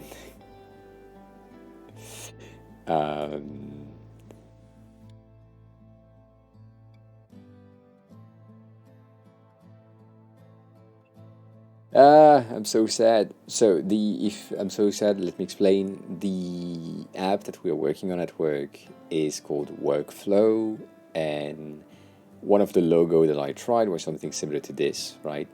And then I'm currently, the thing that I wanted to do today was working on Blender a bit. So, right, just wanted to check how I could create the workflow logo that we've seen at the beginning of the week in Blender. And this branding right here is basically the branding that I kind of want to have overall, like a lot of gradients, a lot of icons, specifically like emotes or emojis here and there, and glass, because I love glass. It's good, but this one is not accessible, right? You can't read shit right here unless you're on hover. But even on hover, because the gradient itself is moving, it's just annoying to read. So overall, something fun and interactive like this. But it's fun that this brand is called Flow, and they have a very bright gradienty thing. Fun stuff. And their 3JS thing is just broken. You can go under the footer. Anyways, so no, I didn't know this one. Okay. So the Daddy to once again level where I'm at with the Figma thing. I still think it's a bad idea. I still hope that it will be fine, but deep down I know that it won't be. And I know that we will have to move from another software in the next 5 years, 100%. And the tool that I'm trying to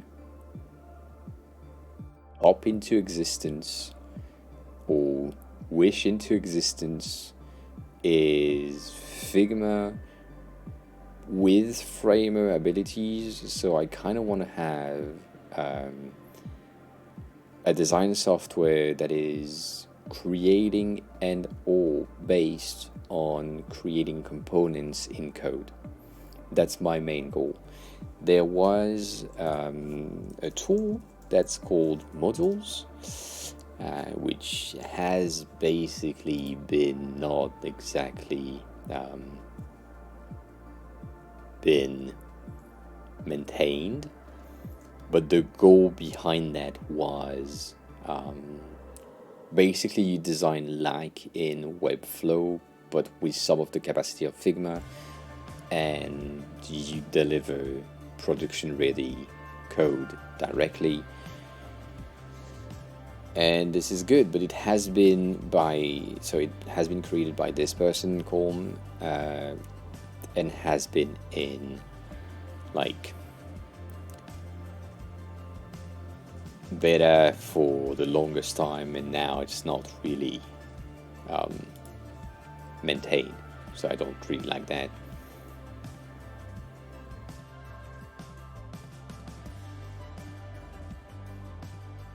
Oh, and WorkOS is acquired by, or Radix is acquired by WorkOS. Probably Stitches as well. Interesting. But yeah, right. This modules would have been basically the tool that I was looking for if it had been as friendly and as easy to use as Figma, which is not the case. Like I was part of the crowdfunding Kickstarter thing for this thing, and it was disappointment on top of disappointment for something that I paid for. So I don't know, someone will do it at some point. Someone will create a code based Figma clone thing, and they will make it well, or do it well. It will be fine. But for now, it's not the case. Anyways, that wraps up the thing about Figma, I guess. So, Nishit, you said your company color is this one, and the contrast checker recommended black for text color, but they do not look well. Yes, that makes sense. So you use white. Yes, it is a special case, indeed. It would be better for your contrast ratio to get, like, not get, but make sure that this color right here, which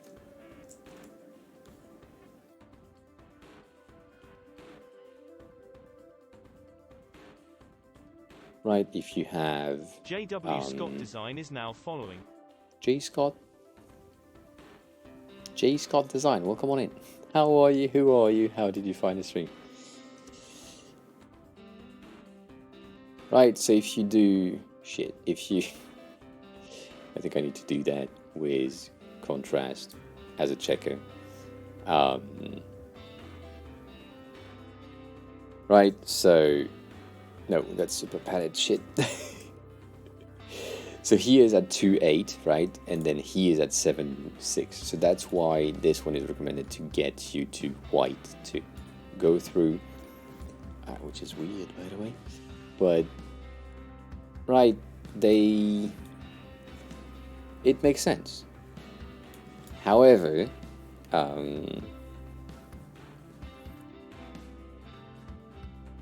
I think you should use the primary 600 on your base, but keep your logo company color at 500, even though it's not accessible. Similarly to what I said on my color thing, I noticed a lot of my 500s are not accessible. Specifically, this one is not accessible with white on top. Ashley, hi. How are you? How was your day? How was your week? It's been a week.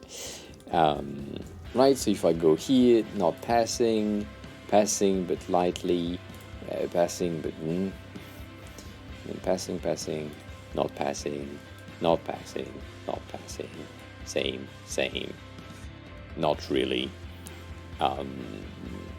And right, all that makes no sense. So we recommend to get rid of that.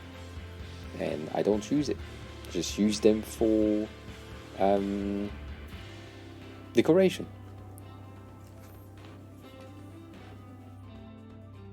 Mine was okay. Yes, was fine. It was a fine-ish week. Not the best. And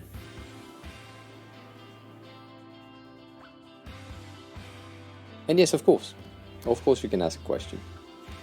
Thomas. Do you prefer Thomas or consistency? Sorry. There is no, so for anyone who is new, Thomas, good. There is nothing that is against asking question. If at some point you ask a question and I didn't see it, feel free to ask again. And you can highlight your message if you want to. You don't need to, but right, you can ask again. And remember that there is no dumb question, and I'm here to help. That's it. So if you have a question, don't ask if you can ask a question, just ask the question.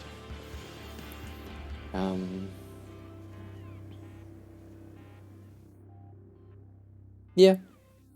So, Nishit, it would be better, right? That's the thing. It would be better to use something that is accessible.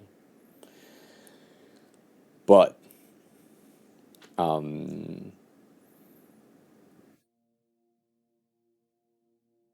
do I think that this is not accessible at all? I think that's fine. I'm thinking, can I stock simulator on that thing?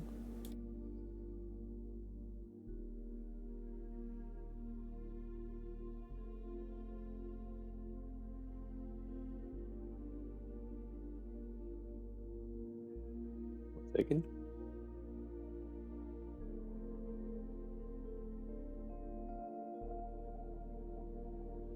Right. You're pretty okay in terms of color accessibility thing, and even though, right, in some of the color blindness types, you are not exactly in the same color, I think it's okay. Maybe the simplify AI thing in the bottom doesn't really work when you have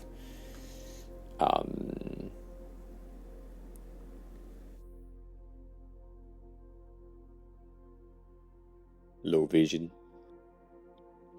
So Thomas, do you have an ad right now? I know that ads are supposed to be playing, but tell me if you have an ad or not. If you can see me, otherwise I will just read your question.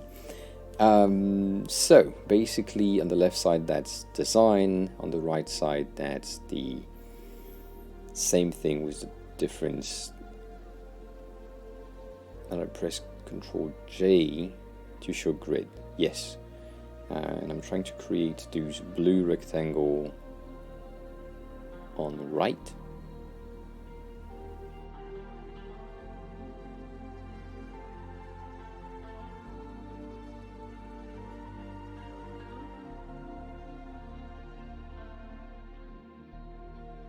And I get a 4-4.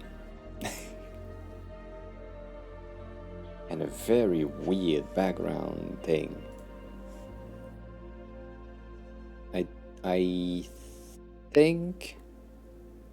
think you forgot the G at the end of the GPG.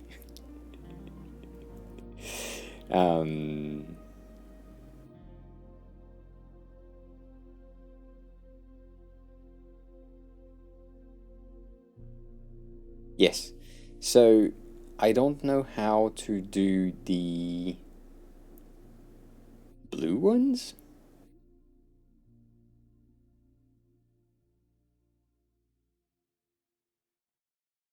Do I know how to do the blue ones? I don't think I do.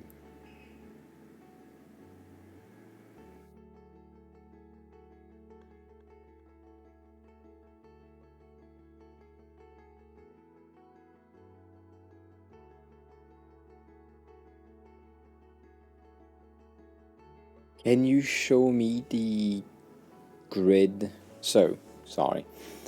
That makes no sense if I don't show you. They are not rectangle with colors, Nishit. That's the thing, because they wouldn't disappear on Control G or Shift J thingy. That's the issue. So, would you be able to take a screenshot with the grid layout? And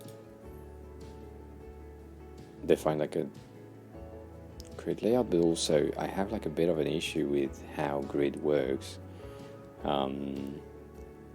Anyways, like it's always has been the weirdest option.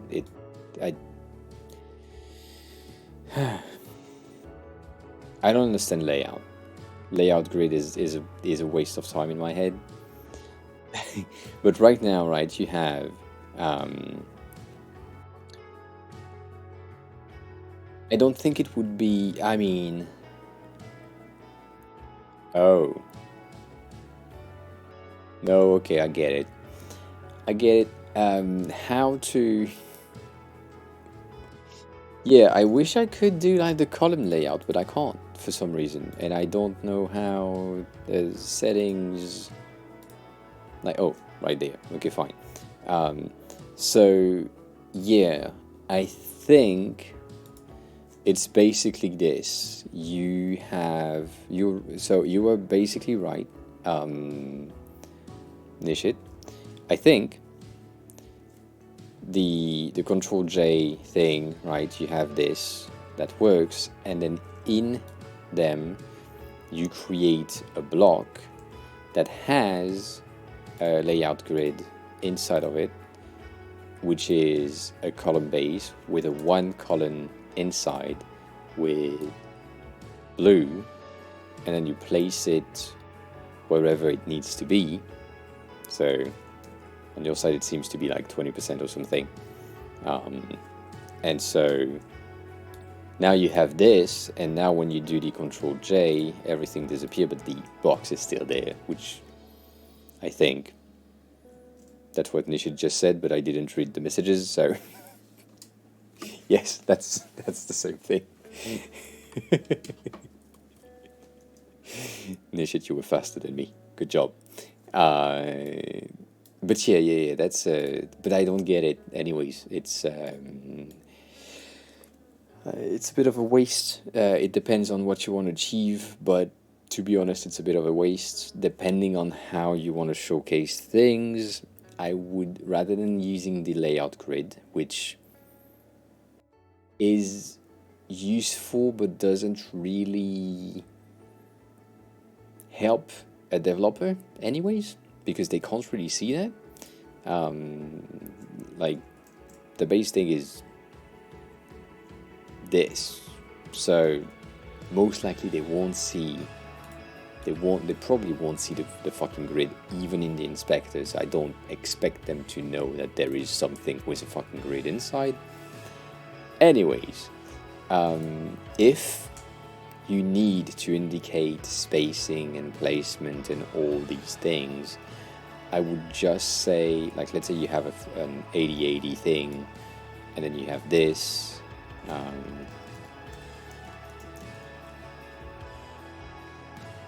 right, 80-80 thing all around. Rather than creating the tiny squares here and there to showcase how things are done, I would just recommend you to use the measure plugin. And with the measure plugin, you get that interface right here, and you can say, well, I need that value right there and that value right here, and maybe I need this one and this one as well.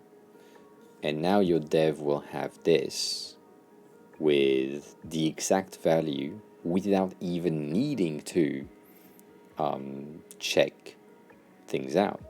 You can also add like the corners, the sizes, like a lot of shit can be done in like very little amount of clicks.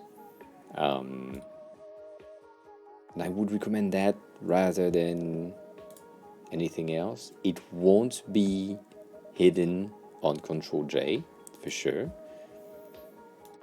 but in the technicality of things, when you are building your components, specifically with the screenshot that you sent me, which is this one, you get a lot of issues with creating the auto layout thing that goes with it, probably getting like a lot of groups on top of everything to make sure that things are visible, working, all that. So I wouldn't recommend that behavior for some reason that I just explained. But yeah, it's a very simple plugin. Measure is really useful, and it gives you a measure group here, and so you can just hide the entirety of the group if needed. That way it's not bothering you, which is pretty useful. Of course not. I'm not in England, so no. And I wouldn't take 24 hours to queue for a coffin. I've been... I mean, I had my grandma a month ago. I'm okay with it. I don't need more coffins.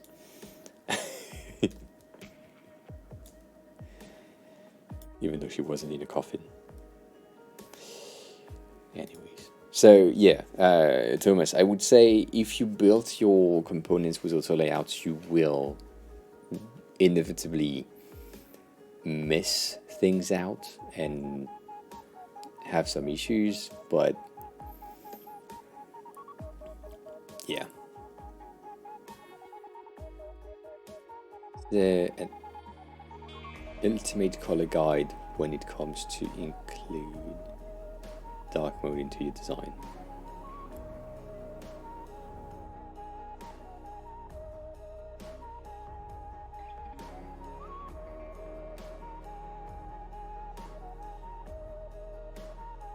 I don't think there is.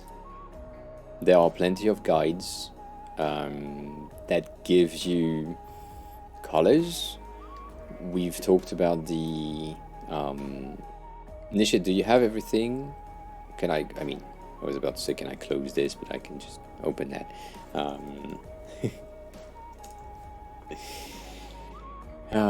There is the design for iOS thing of the human interfaces guidelines. In there you may be able to find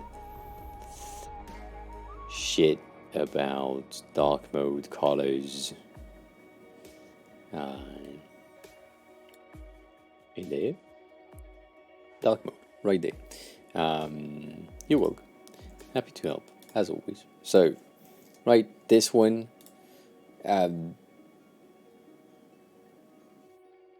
It's Apple, so you take it if you want to take it. That right.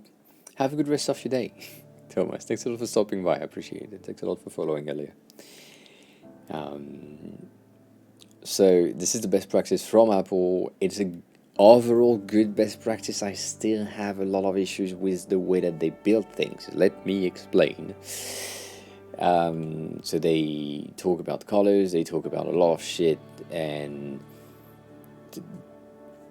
a lot of stuff are good. When it comes to colors specifically, we have issues.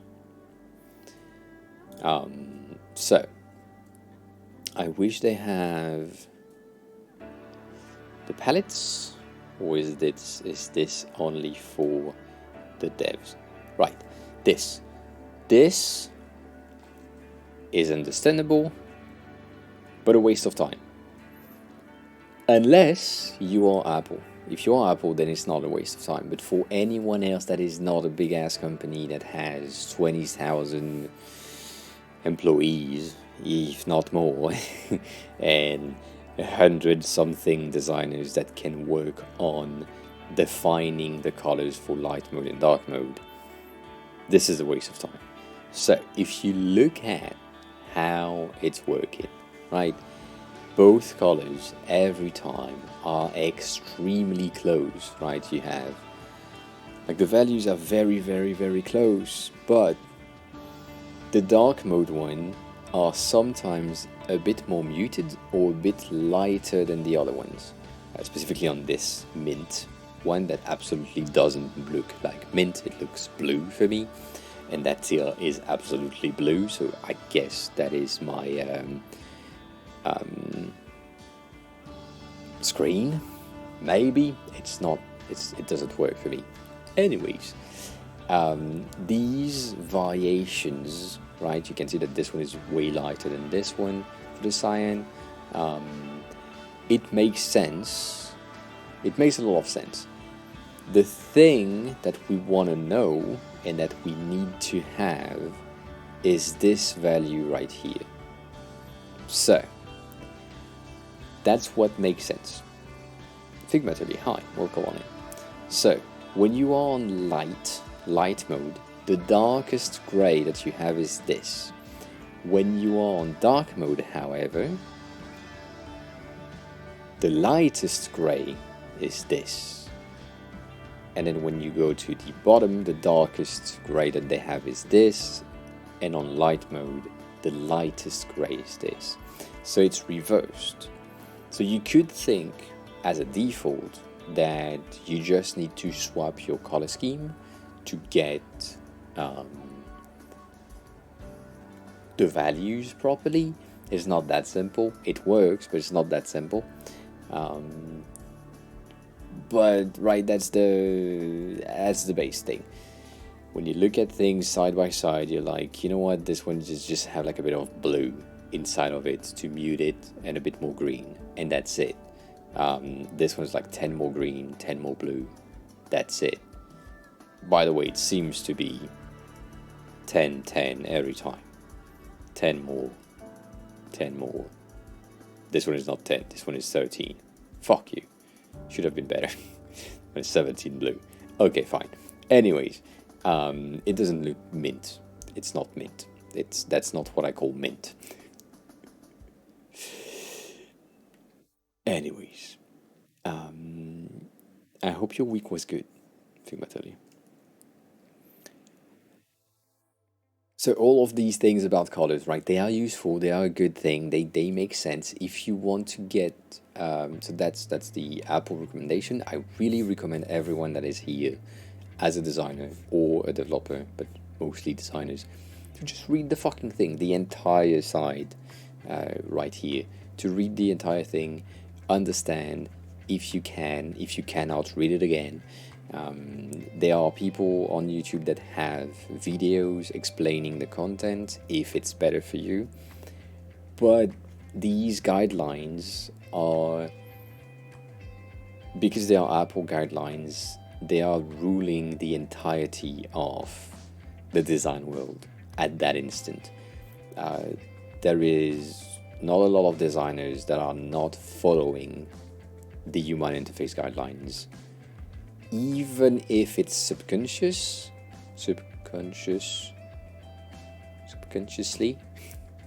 can't say that, without knowing, they have read them and that stick with them because they are pretty good.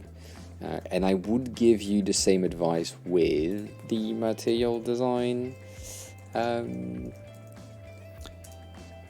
the material.io thing for the entirety of the guidelines thingy, right? If that's a thing that interests you, I really recommend you to read this. There is more content on the material.io, so we have a lot more things to unpack in here, but everything in there is great. Right now this one is material 2, but you want to read the 3 because that's the newest guidelines. They have some issues here and there, but right, take a look at this. If, once again, you have read everything,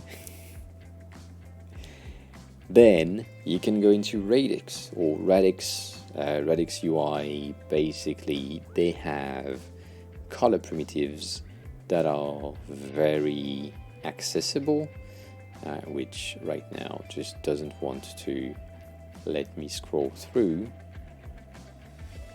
right there. And so these colors,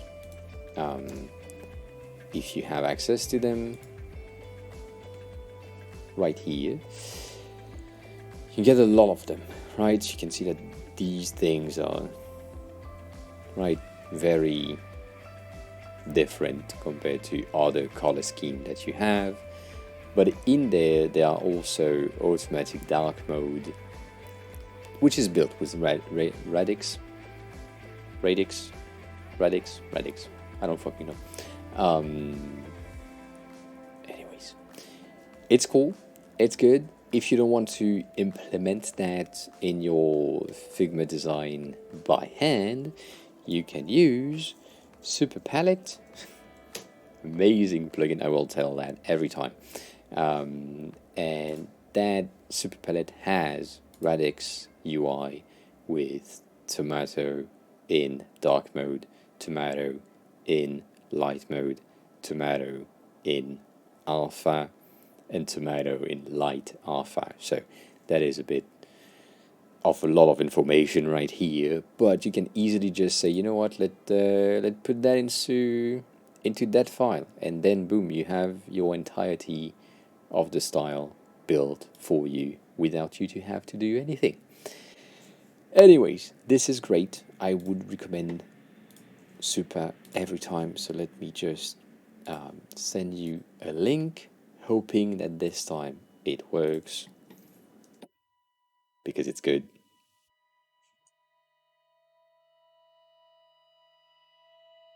Yes, it works. So Super Palette, one of the best plugins that I discovered in the past year. I was using Foundation before, but now I'm just using Super Palette because it's just superior in terms of UI and in terms of content. It's just amazing. So you can also, and that's what we used for these, with Super Palette. Let me see if I can do that. Now you can insert things. Let's say you are looking for Horizon UI and you want to have the guide. You just want the guide. And the guide that you want to have 0 spacing in between your blocks. And you use tiles, that makes sense. And that's it. And you want to insert that into your file just as a checker. You click insert, it places it at 0, 0 on the frame, so it's a bit fucked in the beginning, but you do that,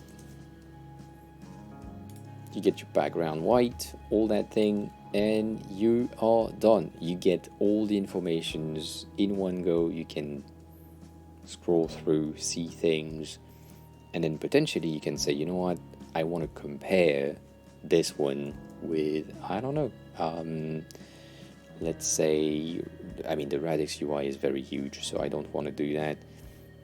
This one has 19, Chakra has 18. Let's do Chakra, insert guides, same shit, 0 here, insert guides, and same background, place them side by side, and now you can compare them, and you can see that the I don't know how it was called, thing is visually more vibrant than Chakra. Chakra is a bit dull and a bit less vibrant overall. Like these colors are muted for accessibility sake, most of it. But it's really interesting. So you can do that easily with that plugin, which gives you just so many useful things in no time. And yeah, it was a bit of a rant. I know, sorry. I just love Super Palette. But it's good. And I will still continue saying the same thing. Read the human interface guidelines, because layouts is very important, buttons is very important, the way that things are loaded, working, all that, very important as well. And it's a lot of information, I know, but it's good information overall to just keep in mind when you are building something for a phone. So this is the human interface design for iPhone, I think, or whichever. No, they changed. They have the other ones as well. Okay, forget what I was about to say. They give you everything on this one. I forgot. But yeah, it's just good. It's just good. Read them. Read the things. Read the thing, because if you read the thing, you then can break the thing. That's my mantra. Read the rules so you can break the rules later. But before you can break the rules, you need to understand the rules. Make sure that makes sense. So yeah. And Nishit, I mean, you said yes, we were good, but for the gray background thingy, because it's a background, it doesn't make any sense. You can use some of your grays for highlight and hover. And yeah, that's it. Basically it.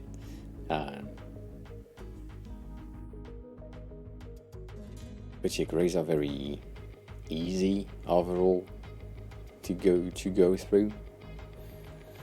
So yeah, TD, are you lurking? If you're lurking, Taylor, we still have your website to review.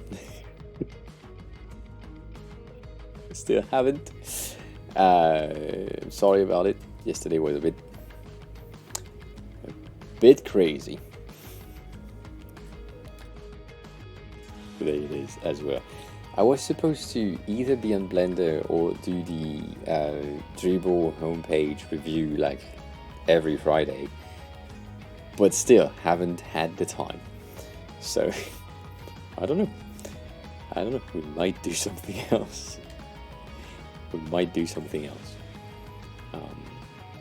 Defining the system is really interesting as well, at least to me, and defining the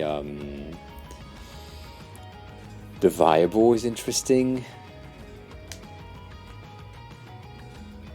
but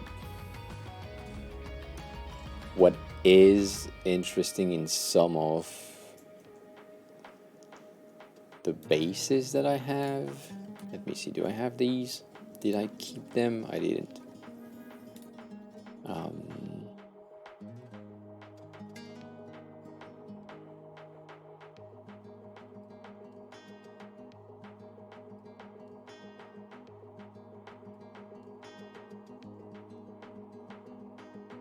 What do you mean that has better buttons? This? Not really, but better accessibility, yes. It's based on this. I mean, it's based on the systems that we did like 3 weeks ago, so not exactly. I don't know if I kept it. Did I kept it? Let me check. Maybe I kept it.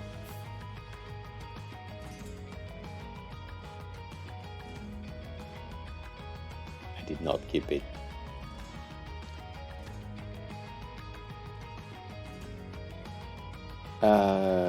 Anyways, that's not the thing. So the thing that I wanted to see is somewhere in one of these images, and I just forgot which images it is. Might be this one, might be around here. It is one of these two, but I just don't know which one it is because Figma just doesn't load it. This is what we want to have. I don't know if these two are the exact same shit anyways. They are not. Why? Oh, because of that. Okay, fine. I want to do something like this at some point for the systems that I put in place. So we will have a bit like that is hidden. But I want to have something like this for the system. And when I'm saying something like this, I'm talking about the definition of colors and showcase of colors specific for the dev to make sure that they understand how the system is working and why the system is working this way. So usually I have a very simple block for the buttons to explain how the system is working, but I feel like these images showcasing where to pinpoint what and pointing directly to the element that is a reusable element is a better idea. So the difference in between these two things, I will put this one on the side because it's better. This one is the plain Xcode, however this one is using the design tokens associated with the color scheme, specifically the grays on this one. And so my goal on that section here would be to create the system, explain the system in a very similar way, and the reasoning behind it, potentially, if that's a thing. But as always, creating these documentations is time consuming, as always, but also because of the way that the button is constructed, we have a lot of things to talk about. So the first thing is the color scheme. The color scheme is a simple thing. Come in, Jelly. Hi, I'll call it. How are you? How was your week? The color scheme is simple, right? We have solid that uses our 600, 800, 900, and we have subtle or secondary, as they call it, which uses 100, 300, 400. So we have the same range, which is the range that I decided to go with the colors themselves. And that's why it's splitted in the presentation, because I hope that with explaining the system before they arrive to the color thing, they can understand how it works. So maybe we'll see. I don't know. In the IDs and the thing that are or will inevitably give us a headache, we have this. These buttons and the way that they have been built, you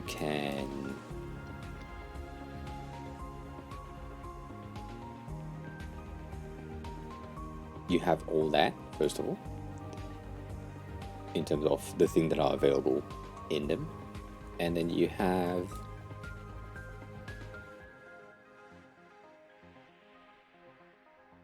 all that.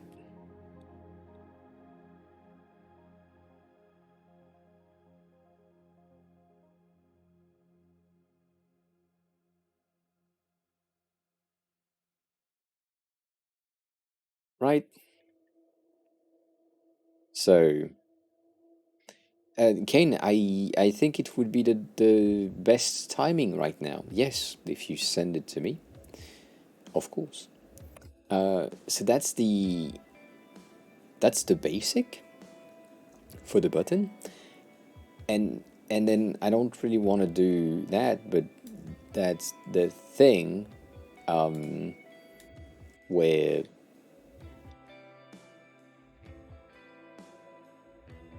we have sizes for everything. And so the documentation to explain how to do all of that becomes heavy. Way too heavy. So we basically need to have a documentation for the colors for each styles, have documentation for the size for each style.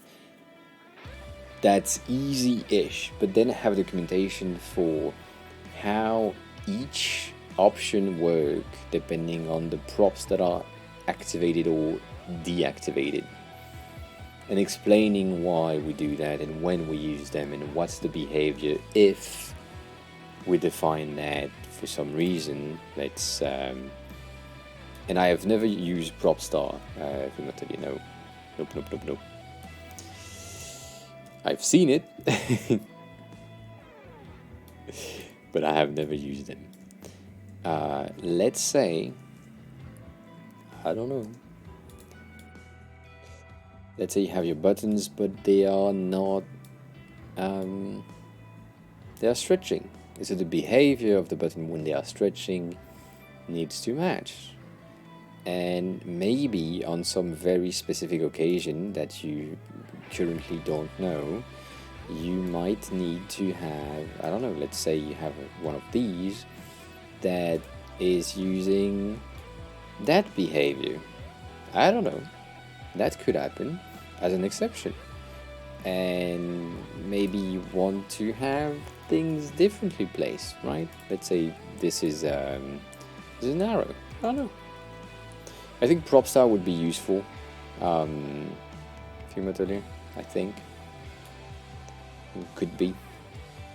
But right, you could have an arrow here that just points to the other side rather than having it in the default state of center, packed center, right here. Right, because that just feels weird if that's the width of the button itself. So I don't know, there is like a lot of options that will happen, and I don't know if I have the will to do the documentation. I know I need to, that's the thing. I know I need to, I will have to, and do it anyways. So why not do it on stream at some point to explain how it works? Why not? But it is complicated, and there is a lot of options. And so to go back to what Oli said a long time ago now, when we started to work with these, giving the designers and the dev that much option and variation in typography, in colors, in buttons, in tags, labels, sizes, all that is basically asking for errors to be made in the implementation and also in the creation of the design, because maybe one day you feel like tiny things for the labels are better, and then the next day you come back and you like, you know what, bigger one might be better on this specific thing, so you use a bigger one. And then the devs see a tag and just implement one tag with one size, because they just glance at it, and it turns out it was the middle size, and they didn't check it out, and they say, oh, it looks tiny. Let's use the small one. And yeah, that's begging for issues. However, here the small one is the only one that I would use because it's 24. This one is 28, and this one is 22. That makes no sense to me. None. Not a single sense. But yeah, that's the thing. It's a bit complicated. Documentation thing is hard, but it kind of makes sense. But yeah, the documentation is needed, will happen at some point. Kane, did you send me the thing? You didn't. Where you at?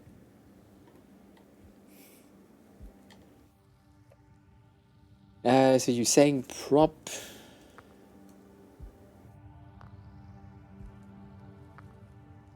star.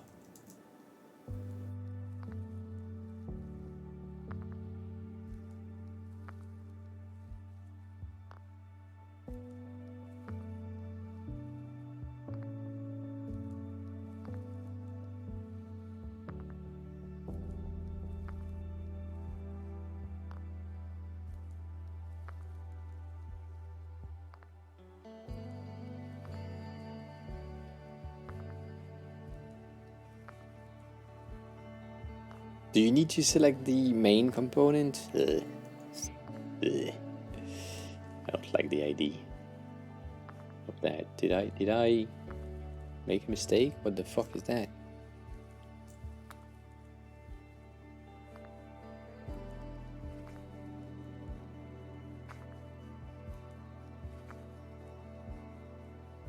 Oh, I need a component with. Sorry, my bad. I mean, this component has property, but it doesn't want to have it. It needs to have.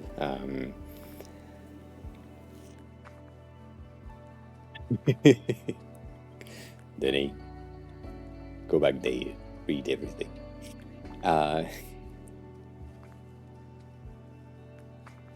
It's better overall, yes, I agree. It needs to be the main components, but my main components already has all the fucking properties.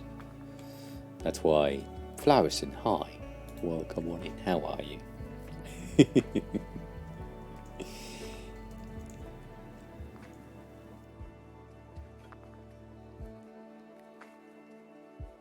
Bro, shut the fuck up.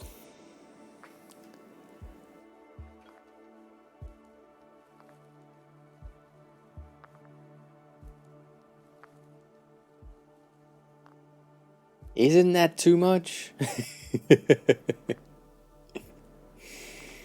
Isn't that, to be honest, isn't that too much? I mean, it's useful. Might be easier. It might be easier for the devs to understand how things work.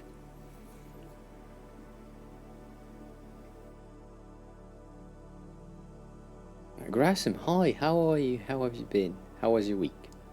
How was your day? How's everything? Some good news? What are the news? I want to know the news.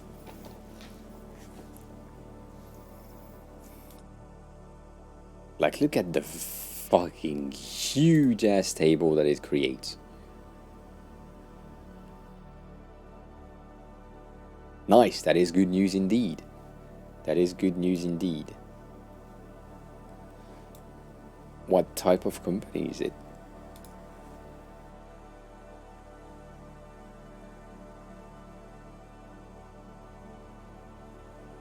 Oh shit, sorry, my bad. My bad.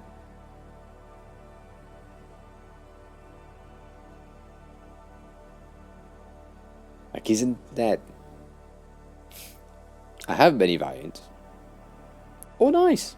That is neat. That is very good. Grassham.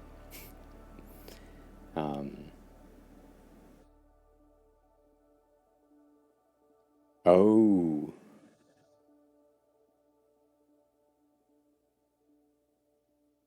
I see.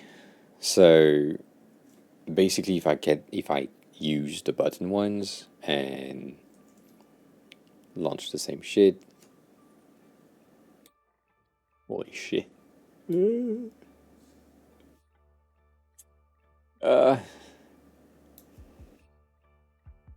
gives you this, right? It tells you, well, right there, you have an issue, my man.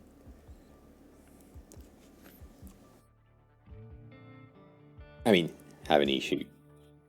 Just telling you that it makes no sense to have these in Link Gray, because it's just an icon link, so it's basically this. But I knew that already. But yeah, so if for some reason I didn't create this one, then it just...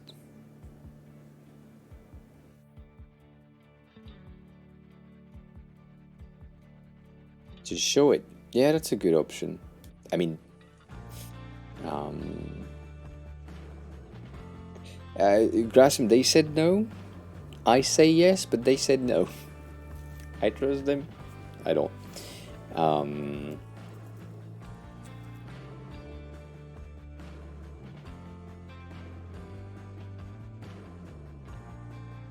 But I'm kind of sad as well. I'm expecting as I said, I'm expecting the app to die, and I'm expecting a lot of exodus, a lot of people leaving soon-ish. I feel like a lot of people are or have been reinstalling Sketch very, very fast, which is not a bad thing, but it's just a thing.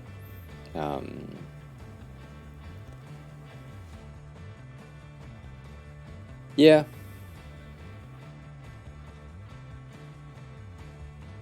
Oh, we all flowers, and we have different views.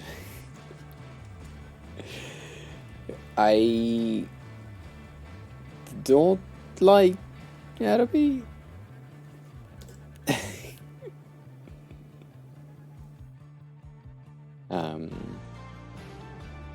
Oh yeah, you left for the Twitter space. How was it, by the way? Could have said hi, for sure. So Flowerson, the thing is, Adobe as a company, not good. Not good behavior, not good practice. driven by money and money alone, profit, all that. Adobe tools, great. The tools are pretty powerful. They are massive, they break, they crash from time to time, but most of them are extremely helpful, extremely good, and a lot of us now wouldn't be designer if we didn't have Adobe products in years ago. But overall, the thing that they do to make sure that you are paying for their stuff, the subscription system that they try to implement with, as Grasham said, hidden fees, of you take the basic thing and then you want to use one other app for like a minute just to test it out, and beam, you're charged the next $20 per month because you forgot to deinstall it or uninstall it. So all of that, right? This is why we don't like Adobe. That's the first thing. Second thing, when it comes to Adobe acquiring other products, it happened before. Most of the time, the product on itself stay very close to the state in which it was when it was acquired. There are still some updates here and there, but the amount of update and the quality of them is minimal. The goal for them is to make as much profit as possible from their acquisition, which as a business makes a lot of sense. And you end up with things that are not exactly good. So the main example that I have is Behance. Behance used to be a website where you share your work, and then Adobe acquired it. And we haven't seen a fucking update in years. And it's still the same thing, and it's not so good. And we have seen a change in the creation of the presentation about 3 years ago, I think. But that's it. That's the only thing that was immediately popping in my head. Whereas before that, the tool itself was updating basically monthly, if not like every 3 months, but something like this. So also it was in an earlier state, so of course makes sense to update faster, but still the rate at which it was updating, not so good. And so or specifically I am scared about this happening to Figma. Took you long enough, Kane. Good job. Send me the link, please, or share it with me. You have the email that is used if you want to. But yeah, I'm scared that Adobe will stay stagnant in its current state. If that's the case, it just means that in 2 to 3 years it will be outdated, and it will, how can I say that? Be outdated, and so someone else will take over with a better product. Sketch, another one that we don't know about yet. As I said, right, Figma is basically existing since 2012, 2015, I think, somewhere around here, which is not so long ago. Like it's 8 years. I think it was like 8 years ago or 10 years ago or something like this. So very, very young product. So maybe in the next 3 years we have like a new contender that comes in and breaks everything.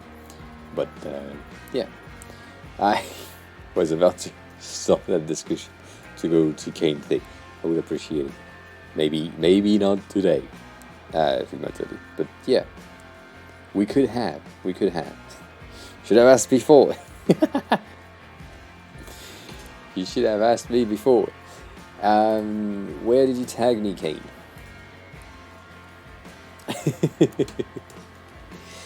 But yeah, that's the main thing. It's fine. Don't apologize to me in a meeting. It's okay. It's okay. Can you click outside, Kane, so that you don't have the thing selected? Did you give me edit access? Damn.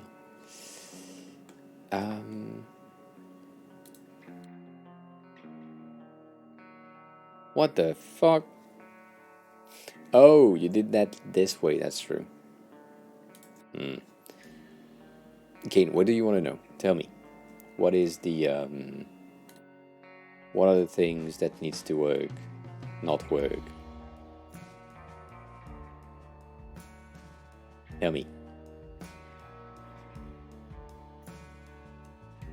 You use the selection thing? Also, let me read chat because then he said something. They said Figma will keep working autonomously and that the price plan will stay the same. I'm looking forward for them to keep their word. I don't think they will. And so they said they don't. Yeah.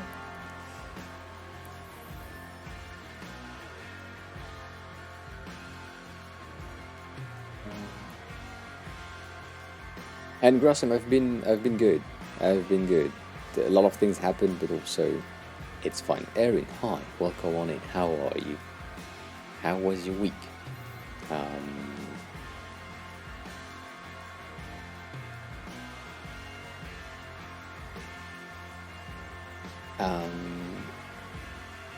Having another session of building a template? Not exactly. Kane is doing something and I'm kind of helping.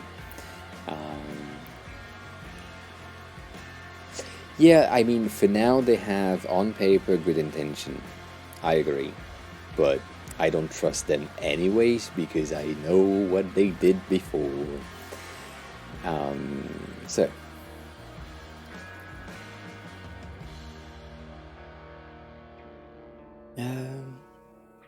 So Kane, you wanna know if you think that would work, if it makes sense to have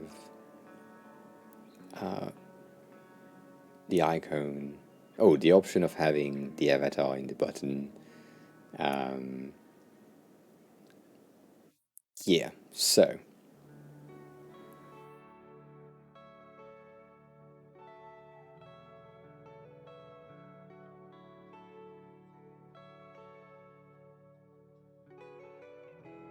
Denny, I agree with that. Yes. I agree with that.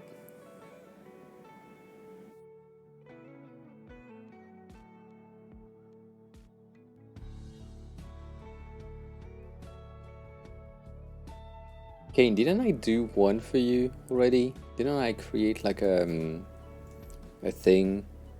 Have a good dinner time. Thanks a lot for being here. Appreciate it.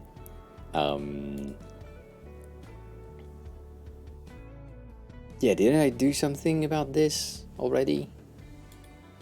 That kind of made sense. Have a good rest of your week.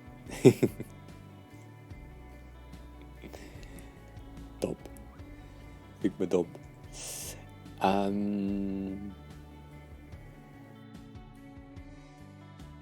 The thing that I said, Kane, is I don't think that would work.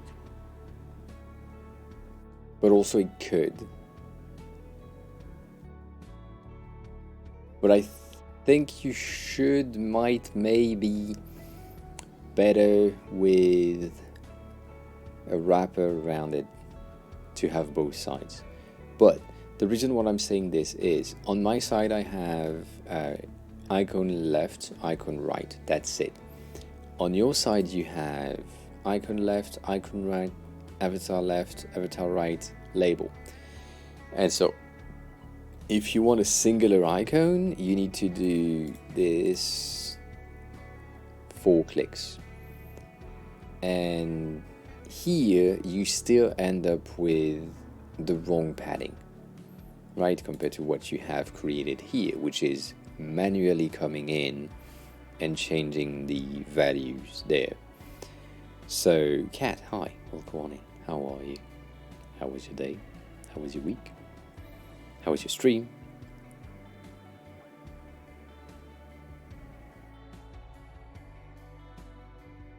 What else? How's the doggo? Is he better? all that. A lot of questions. So yeah, Kane.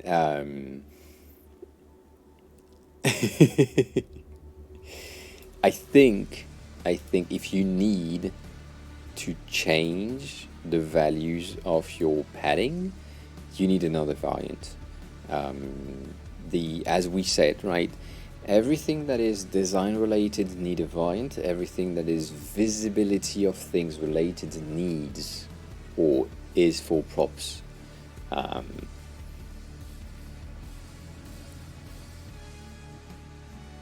Yeah, doing things outside of the house is good sometimes, I guess.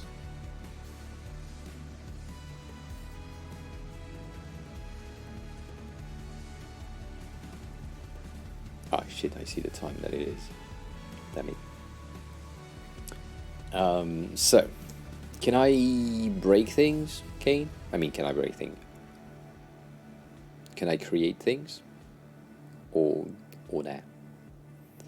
Okay, so that will break everything. What I would do is create a property right here that is side, and I think we talked about it.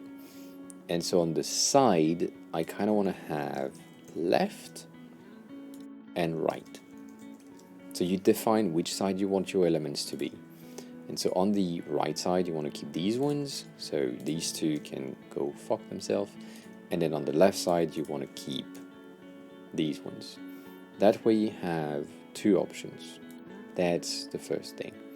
The second thing is potentially a secondary thing on the side to give more interactions to sorry, just very much breaking things. Right, that way you can just say you have this, and then over to right and left disappear. Okay, fine. And then icon and icon disappear. So that's the same thing. So that's useless. But maybe you just have avatar and avatar. Yes, it counts up if you use the command. If you want to abuse the exclamation mark fuck in the chat, it works. I don't know if I would recommend it, but yeah. And I would stop here, basically, getting either, I mean, not even, I would just probably just do that. But if you think about it, the likelihood of you having the thing that you had earlier, right, which is an avatar, a button, and an icon, it's unlikely. At least in my head, there is less or little options to say this is a button that will happen. Most likely not an option. What would that be? That would be my question for you, because I think the thing that you would say is, oh, you have them as not icons. Do you have icons in there?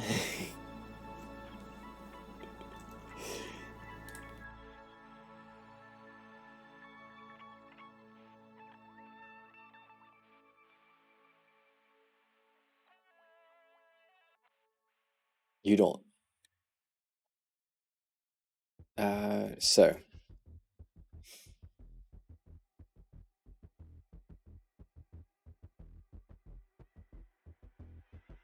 I don't think it's a good idea, but I can do that anyways. I think what you want to have in that specific case is this.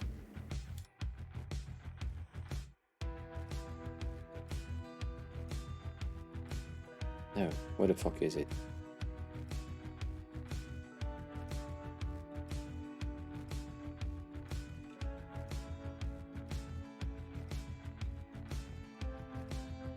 Did I miss the fucking thing?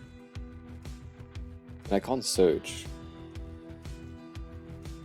Oh, I can now. I feel like this is the thing that you want to have, right? With the icon. Yep. So, this is not right. And it's not a good idea. This is a select. It's not a button. It behaves like a button. You can click on it, it expands something, but it's a select. And so if you have this in a button and defined as a button, it will be difficult for the devs to implement it properly, because they will use it as, or define it as a button, when in reality a select tag will work. And I know that because I've made the mistake myself, and I have created that exact thing with the drop down option or the chevron inside, and the dev were pissed a bit because it doesn't make a lot of sense to do that. It doesn't help. It's not a good idea. It's better to have a select, right? As in, here we have drop downs as drop downs, and inputs as inputs, and inside of the inputs we have a select. But it's most likely a select drop down type of thing. Here, right, it looks like a button. They use a button, but it doesn't make sense. It should be a select instead. But also the way that they built this thing, they didn't have this as components, which makes absolutely no sense to me. Anyways, it's recommended to not use buttons. So, specifically if you have an avatar thing, like, I don't know. Anyways, it's an option. I'm not saying no. I'm just saying, I have never heard of this name before.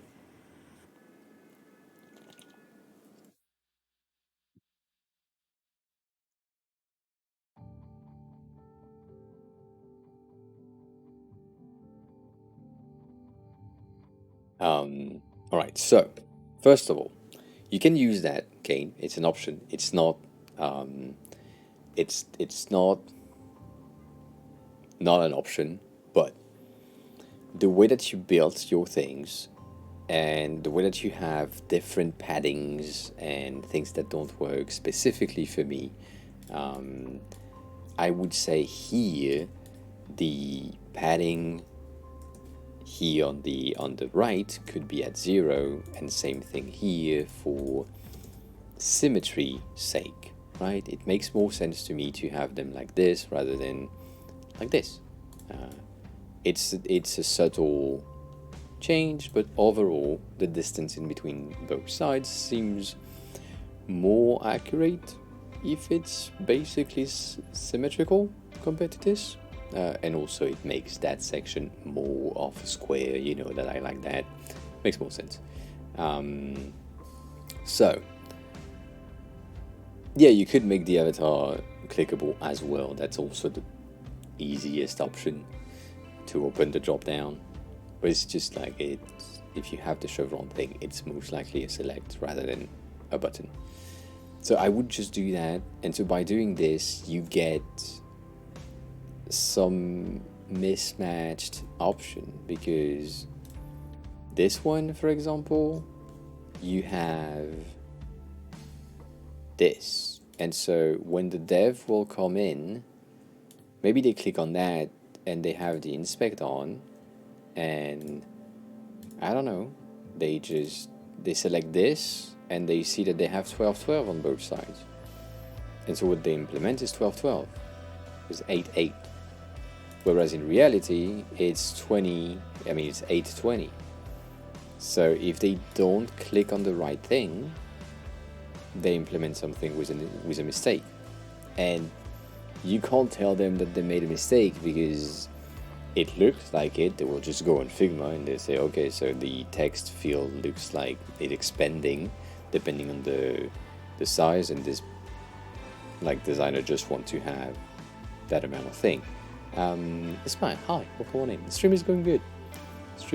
I have a lot of things that I want to cut into YouTube highlights on this specific video, so I'm happy with that. It was interesting in the beginning. A lot of color theory and a lot of me ranting about Figma, so good job. Which also means I need to end stream in not so far away to make sure that I can chop up the video and download it fast-ish. I don't know.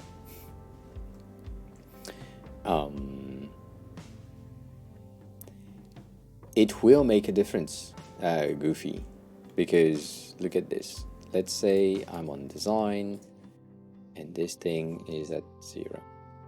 If you implement 12.8, you get that as a button, which is not exactly the same thing. Even if the text is centered, you don't get the same value. And you have a mistake, meaning that if you wanted to get something that is accurate, then you need to say that this one, instead of 12 on the sides, it's 20. And so now you get the same value thing and everything is good. However, it is not meant to be built like this. So one way, Kane, to do it, it's a bit annoying, but one way to do it is to add the spacing that you have in components, meaning that here you know that you have an 8 block on both sides, meaning that you will have same thing here, right? You have a 6 thing on this side.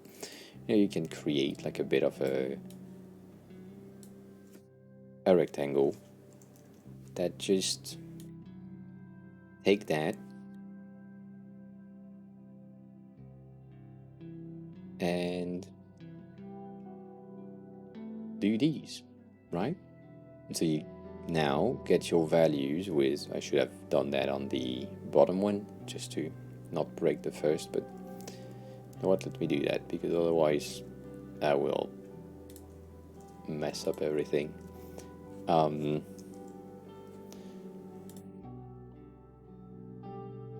Right, so this and this.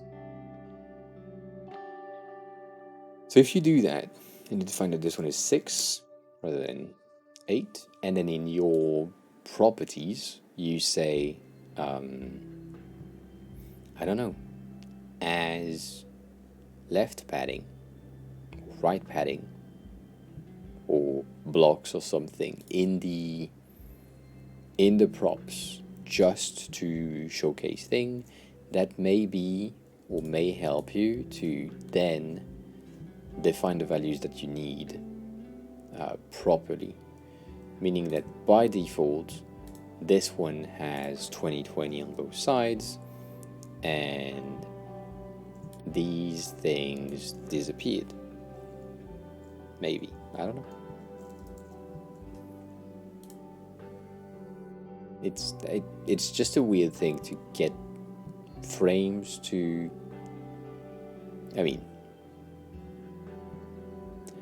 it's not true. It's not a weird thing. It is I would say it is complicated for the devs to understand that you have added something that is equivalent to the padding inside of a frame. Even if you name Like let's say something, sometimes I have done that. Your frame 3 right here, I rename it into padding container. And that way with Cat was here, yes.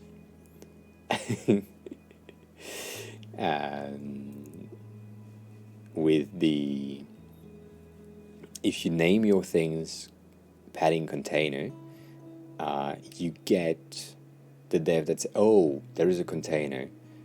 What's inside the text? Okay, fine. So, what is the padding? Right? That can help. However, I would have something similar to what Thomas asked earlier, right? So getting a block right here, or maybe not a block, sorry, getting a frame right here of, you did 8 with a layout grid of column with 1 column in padding colors. Green is padding, right? That's what we say, right? Green is like a padding thing in code somehow. And then this at 0. And so that way, if you use that way of building things, which is not a bad way, and now that I'm thinking about it, it makes a lot of sense. I didn't build them that way on my side, but it's a similar behavior.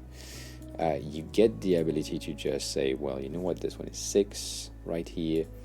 And if you have, it's a bit of a weird ass thing to do, but if you have a color code for your padding spacing things, right? Let's say these 2 things right here needs to be in, I don't know, orange because they are at 6, and 8 is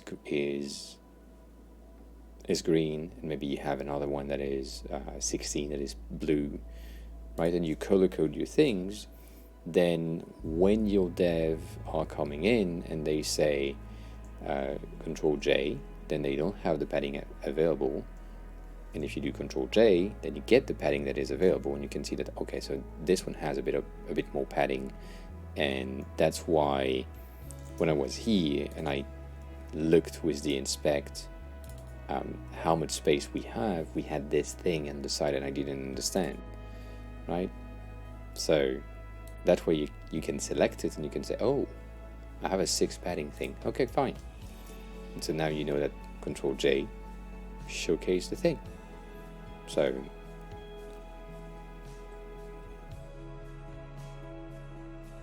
they can't avoid the inspect function because they have only the inspect function. If you give me just the view mode, I don't have design, so I can only see that.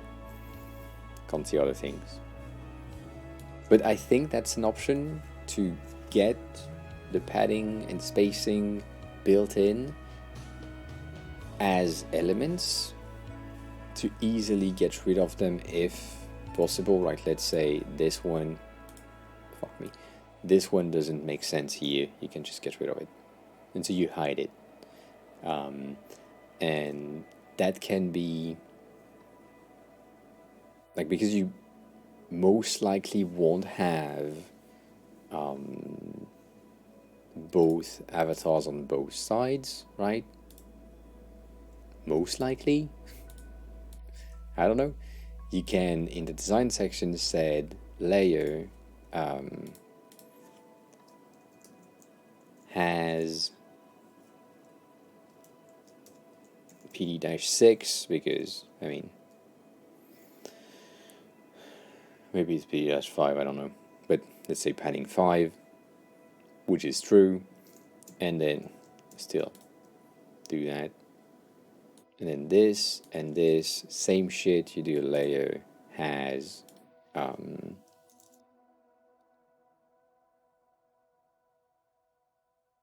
padding 8.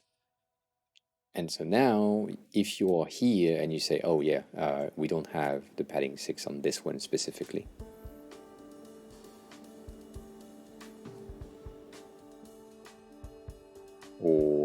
maybe on this one, yeah, we don't have the padding 8 anymore. That works. Or we do have the padding 8, but technically it's a padding 20, but you don't know that. So we don't have the padding 8, and which is that to 20, which is a mistake in my views, but right, I don't know.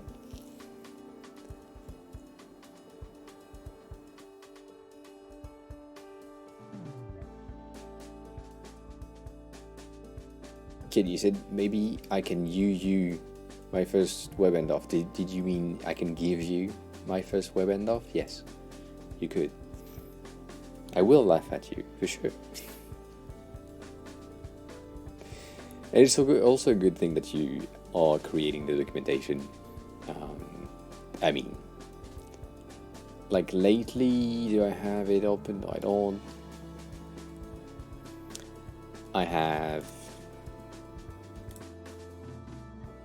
on one of our features, we have created something that is very similar, and it turns out that I have a component for spacing that has been built, but hasn't been built with the same behavior in my head. And so now I created the components themselves with my tiny component for space inside, top, bottom, to shrink things, all that.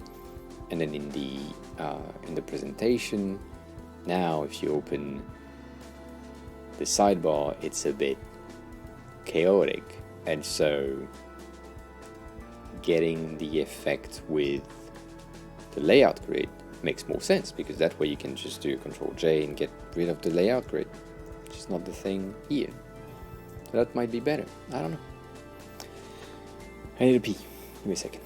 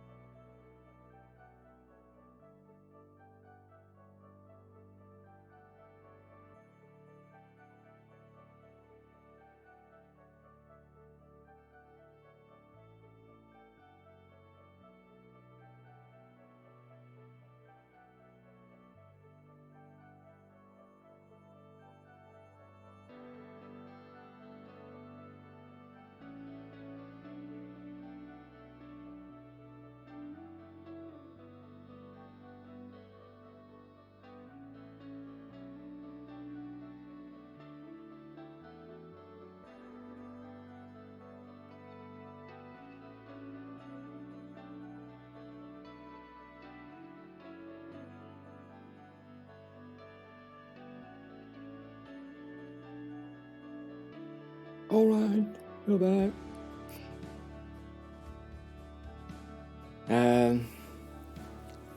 So, okay, the thing that I said multiple times for the buttons is it's easier to have specific variants rather than just one with everything.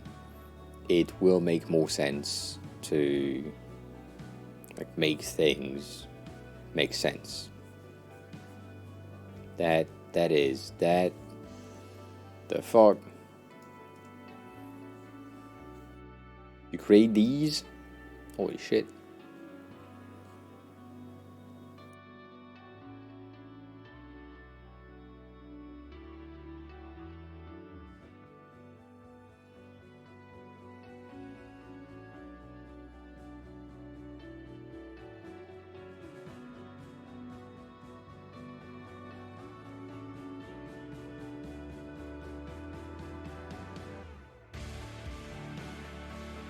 Oh shit.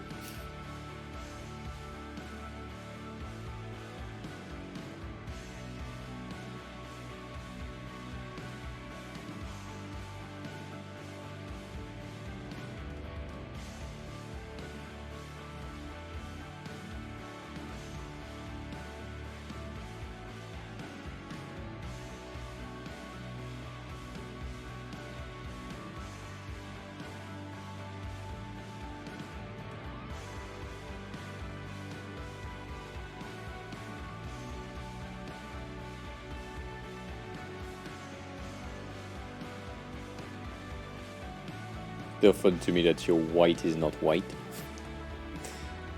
But I don't know if that's just my eyes deceiving me or it's the case of this is not white entirely.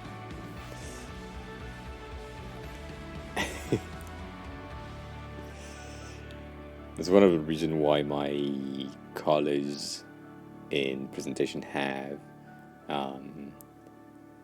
an outline anyways, right? Because right here, if you do my technique, which is you get black at 8% right side of it, that way it's just a teeny tiny thing, but you get the general sense of there is something around here that I need to see, and it makes it a bit easier to read. You can go to 10 sometimes, but yeah, that way you can see the difference, because maybe it's just like for some people it looks like a mistake that you forgot to add the block itself. If you remember yesterday, the contrast of my screen sharing was bad, and I'm 100% sure that even that gray would have disappeared with the contrast thing that I had yesterday. So complicated. And I forgot who asked for the color profile that I'm using, but damn, that's Kane. That is great documentation. It is a bit too long, honestly. I know that that's personal. My dev recommend to have things splitted because it's easier to consume. If you just have one long ass thing, they might stop around here and then forgot that they stop around here and reread something, or skip an entire block because they remember seeing the gradient but they didn't go through the entire thing, so then they just zoom in here and they say, okay, fine, I've seen that, and so then they miss some things. So overall, this is great. I mean, yeah, this is great. I can't say anything about that. It's great, but they specifically, right, I am biased here. I will always remind you that I am biased. But on my side, they would prefer to have colors, then typography, then logos, then shadows, then grid and spacing with a very specific page, and then the icons if needed, and then design annotation, but that's for me. But they prefer to have things splitted entirely.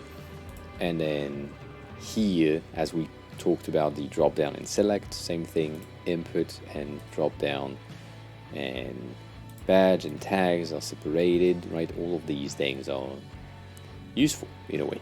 So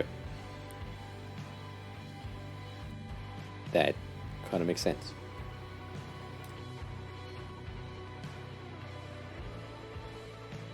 Yeah.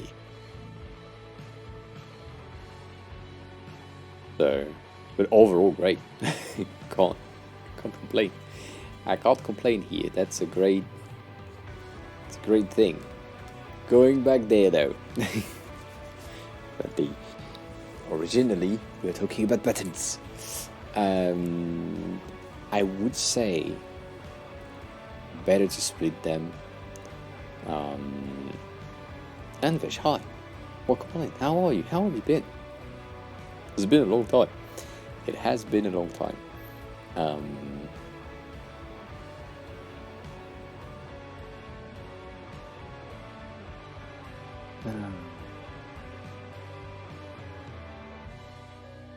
I think the avatar, Kane, I think the avatar in the button is the thing that breaks me. I think it shouldn't exist. It shouldn't be here. Like, it's not. Damn it, it's not. It's not a good idea.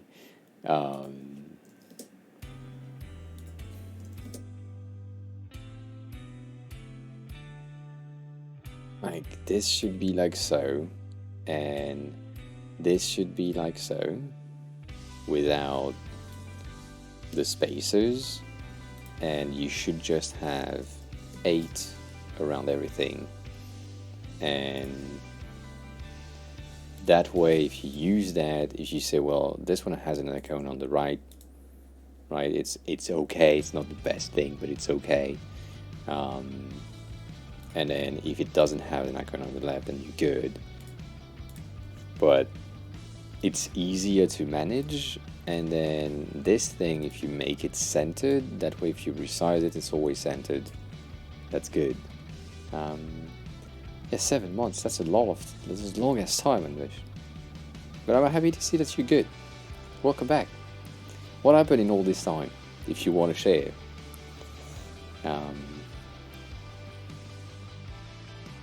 I think it would be, so Kane, I think it would be better to say, we have a very specific button for the profile at the top left of the header or somewhere in the navigation, and that specific thing looks like this. Always. That's always the design that we have. It doesn't have the padding on the side right here. That's useless, and that's how it looks, and that's it. And so that's a very specific thing that says is profile. And so is profile, do that. Almost graduated? Interesting. Why almost? Is it decide to stop? I mean, I'm saying why, but like, not as a bad thing. Deciding to stop school is a good thing, in my views. Always. Stop school.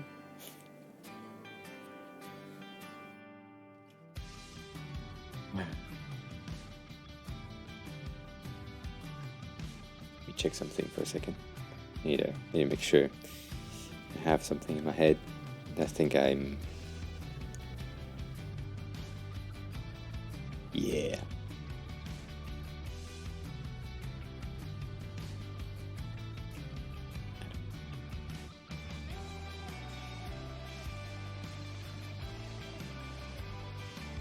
Oh,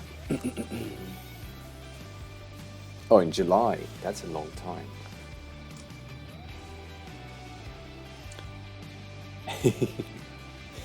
You're welcome, Kane.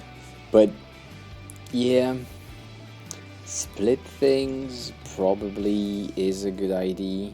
This is the best thing for buttons,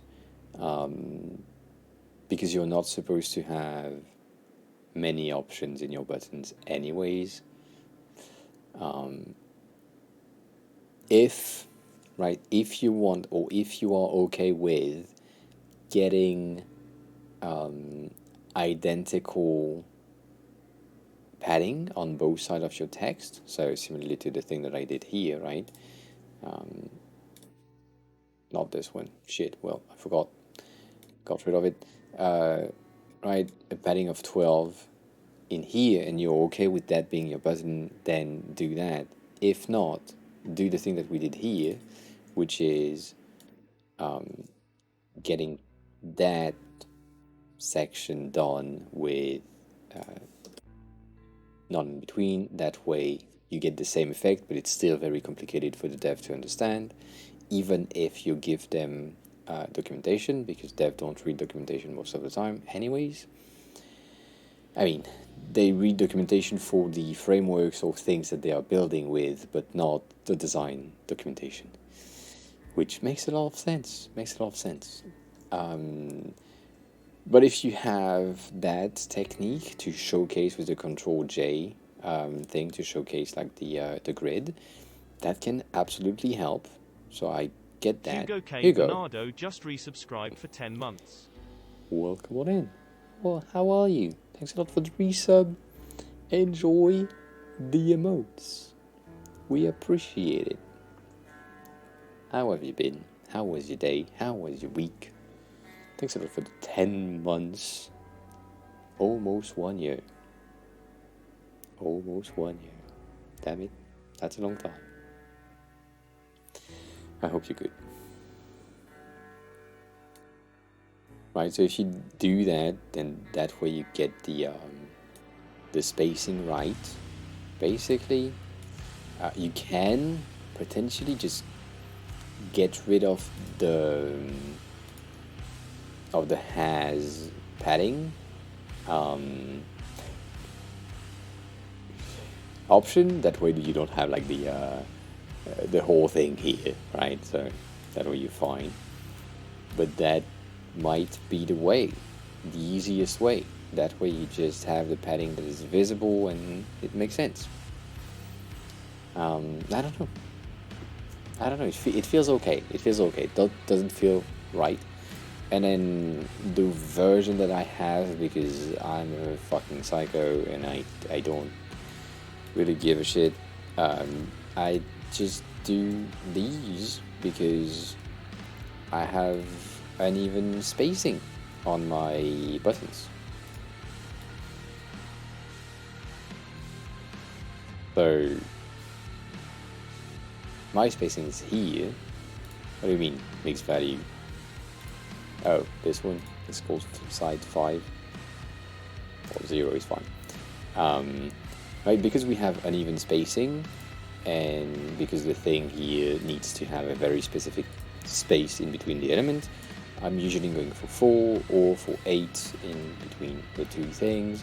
And then here we are at 8-16, and then on this one we are at 16,8. And these two buttons feels more natural to me for the spacing and for everything. And that's easier for me to just say, let's say left. Well, icon left and icon right there, and that way I can just say, well, you know what, here rather than having this, I just switch to the other side, and that's it. And that works because I have uneven padding. It makes more sense to me. But if you have, as we have now on that new section, if you have even paddings, then you don't give a shit. You just always have everything in the center and you're good. Okay, just have 28 on both sides and it's okay. It's okay. So yeah, I would do that. And very like create a very specific component for the profile picture somewhere, because one of the things that we talked about at some point, I will give you these. Keep them in here, even though I know that you have access to the UI kit that I created, so you already have the way that I built my stuff, so not exactly needed. But if you know that you will never have an icon on the left side of your button, why take the time to have an icon on the left side of your button in the component to begin with?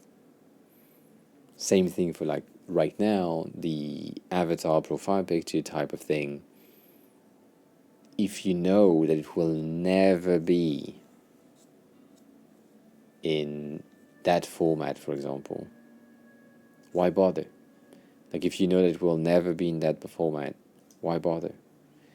Why get something and create something as an option now when you know you don't need it? However, if you don't know that you don't need it yet, right, which makes sense, then you can try and make the thing as flexible as possible, define what you need, and then come back and get rid of it. That's an option. So you could just come back here and say, well, you know what, this one I don't need, or this one I don't need. I will never need it, so I just didn't. Done. Never happened. And sometimes we have an icon on one side, and sometimes we have an icon on the other side, but that's it. No more, no less. So that makes more sense to me.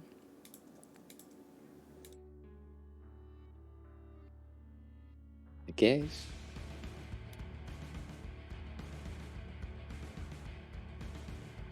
Right? I hope that makes sense as well.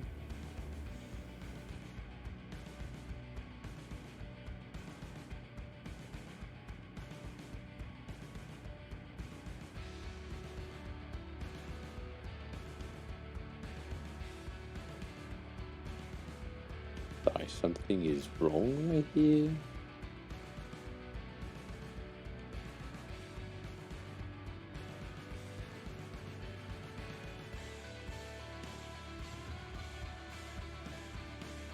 My bad. It's just me. It's fine. I forgot. I'm tired already.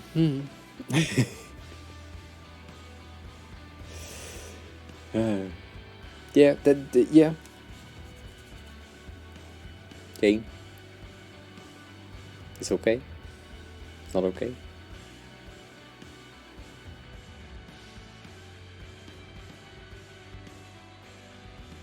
Why the fuck can't? Why? Why?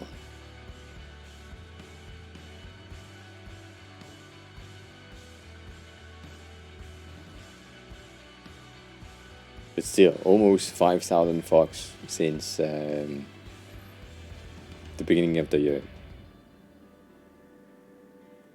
It's a good value. It's a good value, 1,000. Be back as in you're back, or be back as in be right back, you are going away. If you are going away, you probably won't answer. I gave a bunch of fucks, yes indeed. Maybe too much. Maybe too much fucks.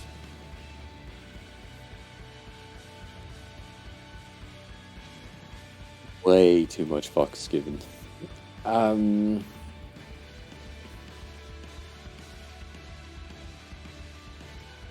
filling this chat with fucks. That's what we do.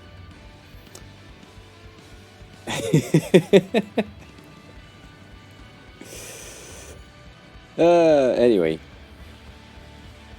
Hey. You on a call? What happened? You disappeared for a second. Typing?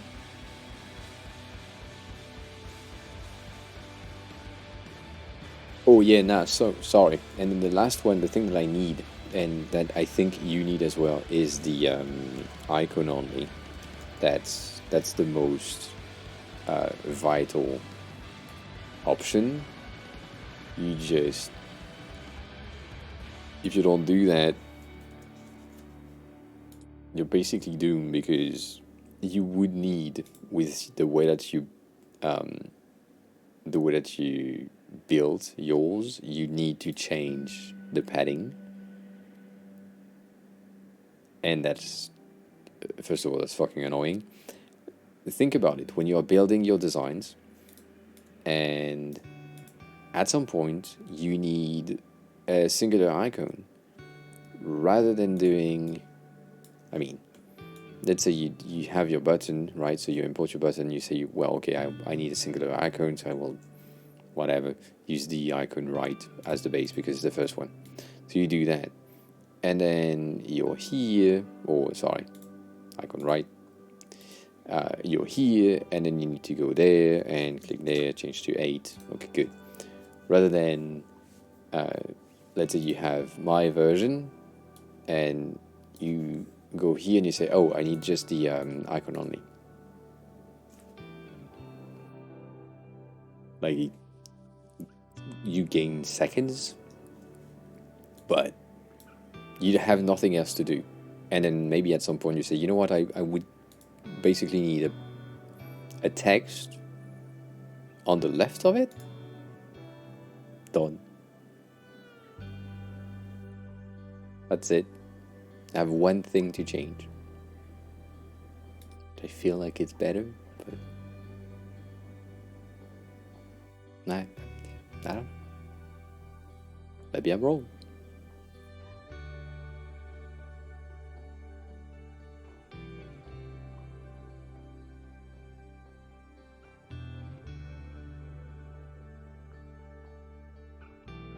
Even if you have the same amount of space, which I don't recommend, but even if, I feel like it would be easier to have these three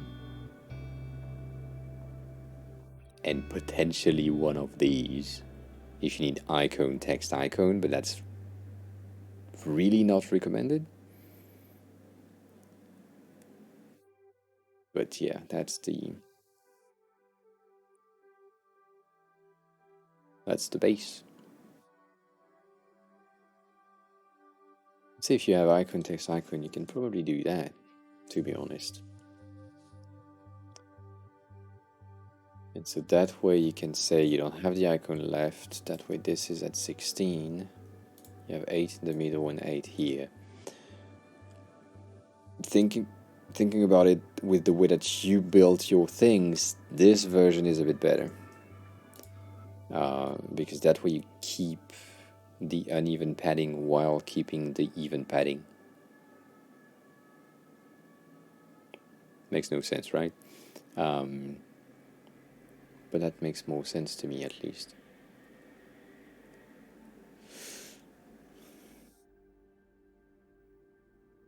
Yeah.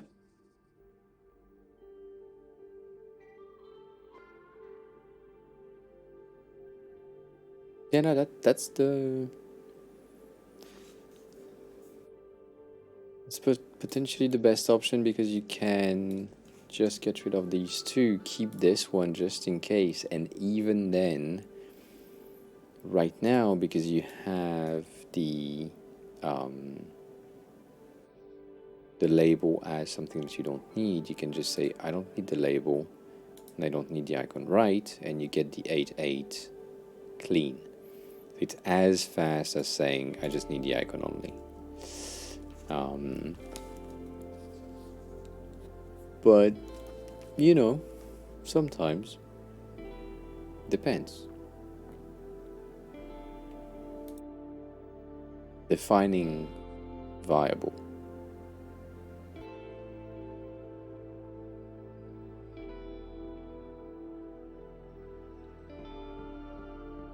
Yeah.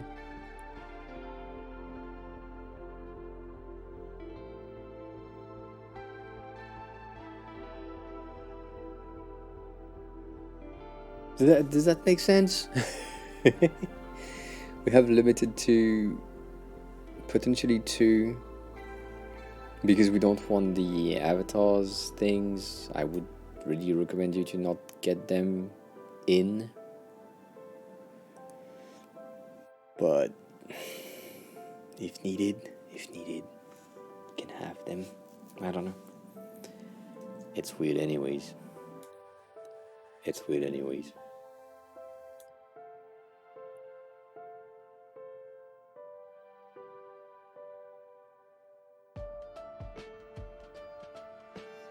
And that way you can get rid of one variant props of as label.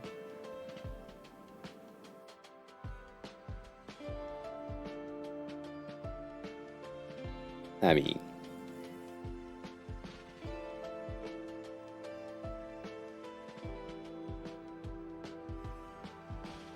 yeah, the icon only is very useful. I mean, at least to me, it is very useful.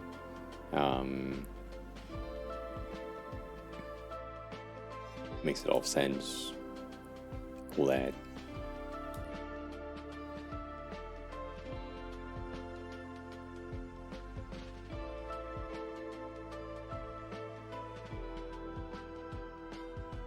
Yeah, I don't know.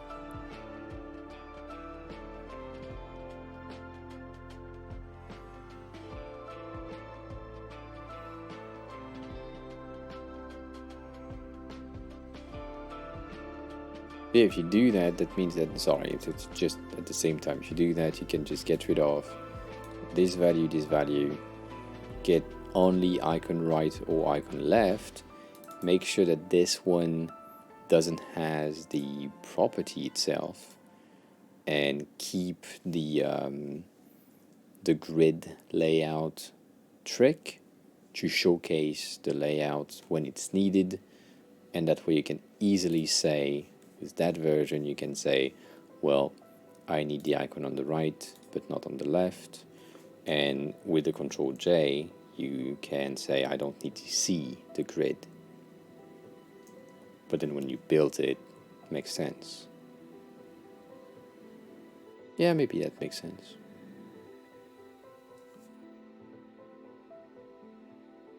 Chaotic research. That's what we do. Chaotic research. I think it's better, it's easier to manage, and that way you can just switch easily to to say, yeah, you just need this, let's call that default rather than side 3, because side 3 makes no sense. And this is icon only, so default icon only.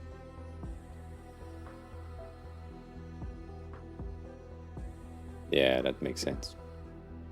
Sorry, I was very far away on this one. I think that's okay. I think that's okay. Here you go. What links do you want? Are you looking for this link? Is that what happened?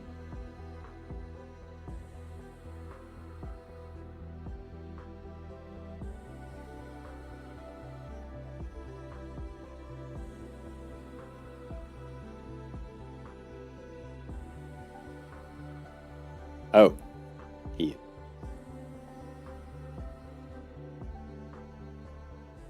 Yeah, chaotic research, right? Yeah, it is available and available to buy if you want to. Has been in there for a bit now.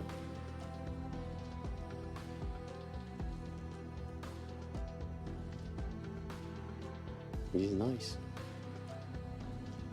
But now it's outdated. I need to go back on it and update the new auto layout thing that have been released since I released it. I haven't done that. Anyways, when that happens, you will receive an email if you buy it to get the updated version. Anyways, so don't worry about it. But yeah, has been out for a bit. All right. Oh, you received it? Chat, that is good news. That is good news. On another news, I'm tired. I will send you to someone we know. That is probably ending soon, but anyways, they are chatting and they are probably lurking.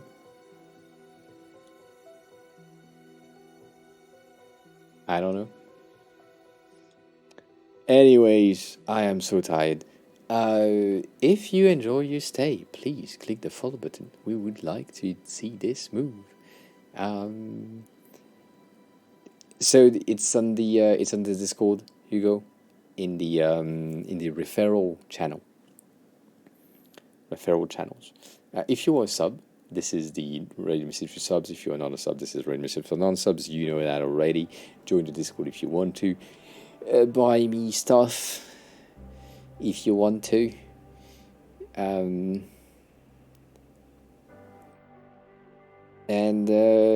yeah, all that, right? All that. Anyways, I will be back on, not tomorrow, I will be back on Monday, because today is Friday, at probably 4:30 p.m. UTC, with more design stuff. And a lot of tears in my eyes from Figma, as always. But take care of yourself, as always. Eat something, drink something, enjoy Pod. It's co-working streamer probably ending soon. And yeah, take care. Bye.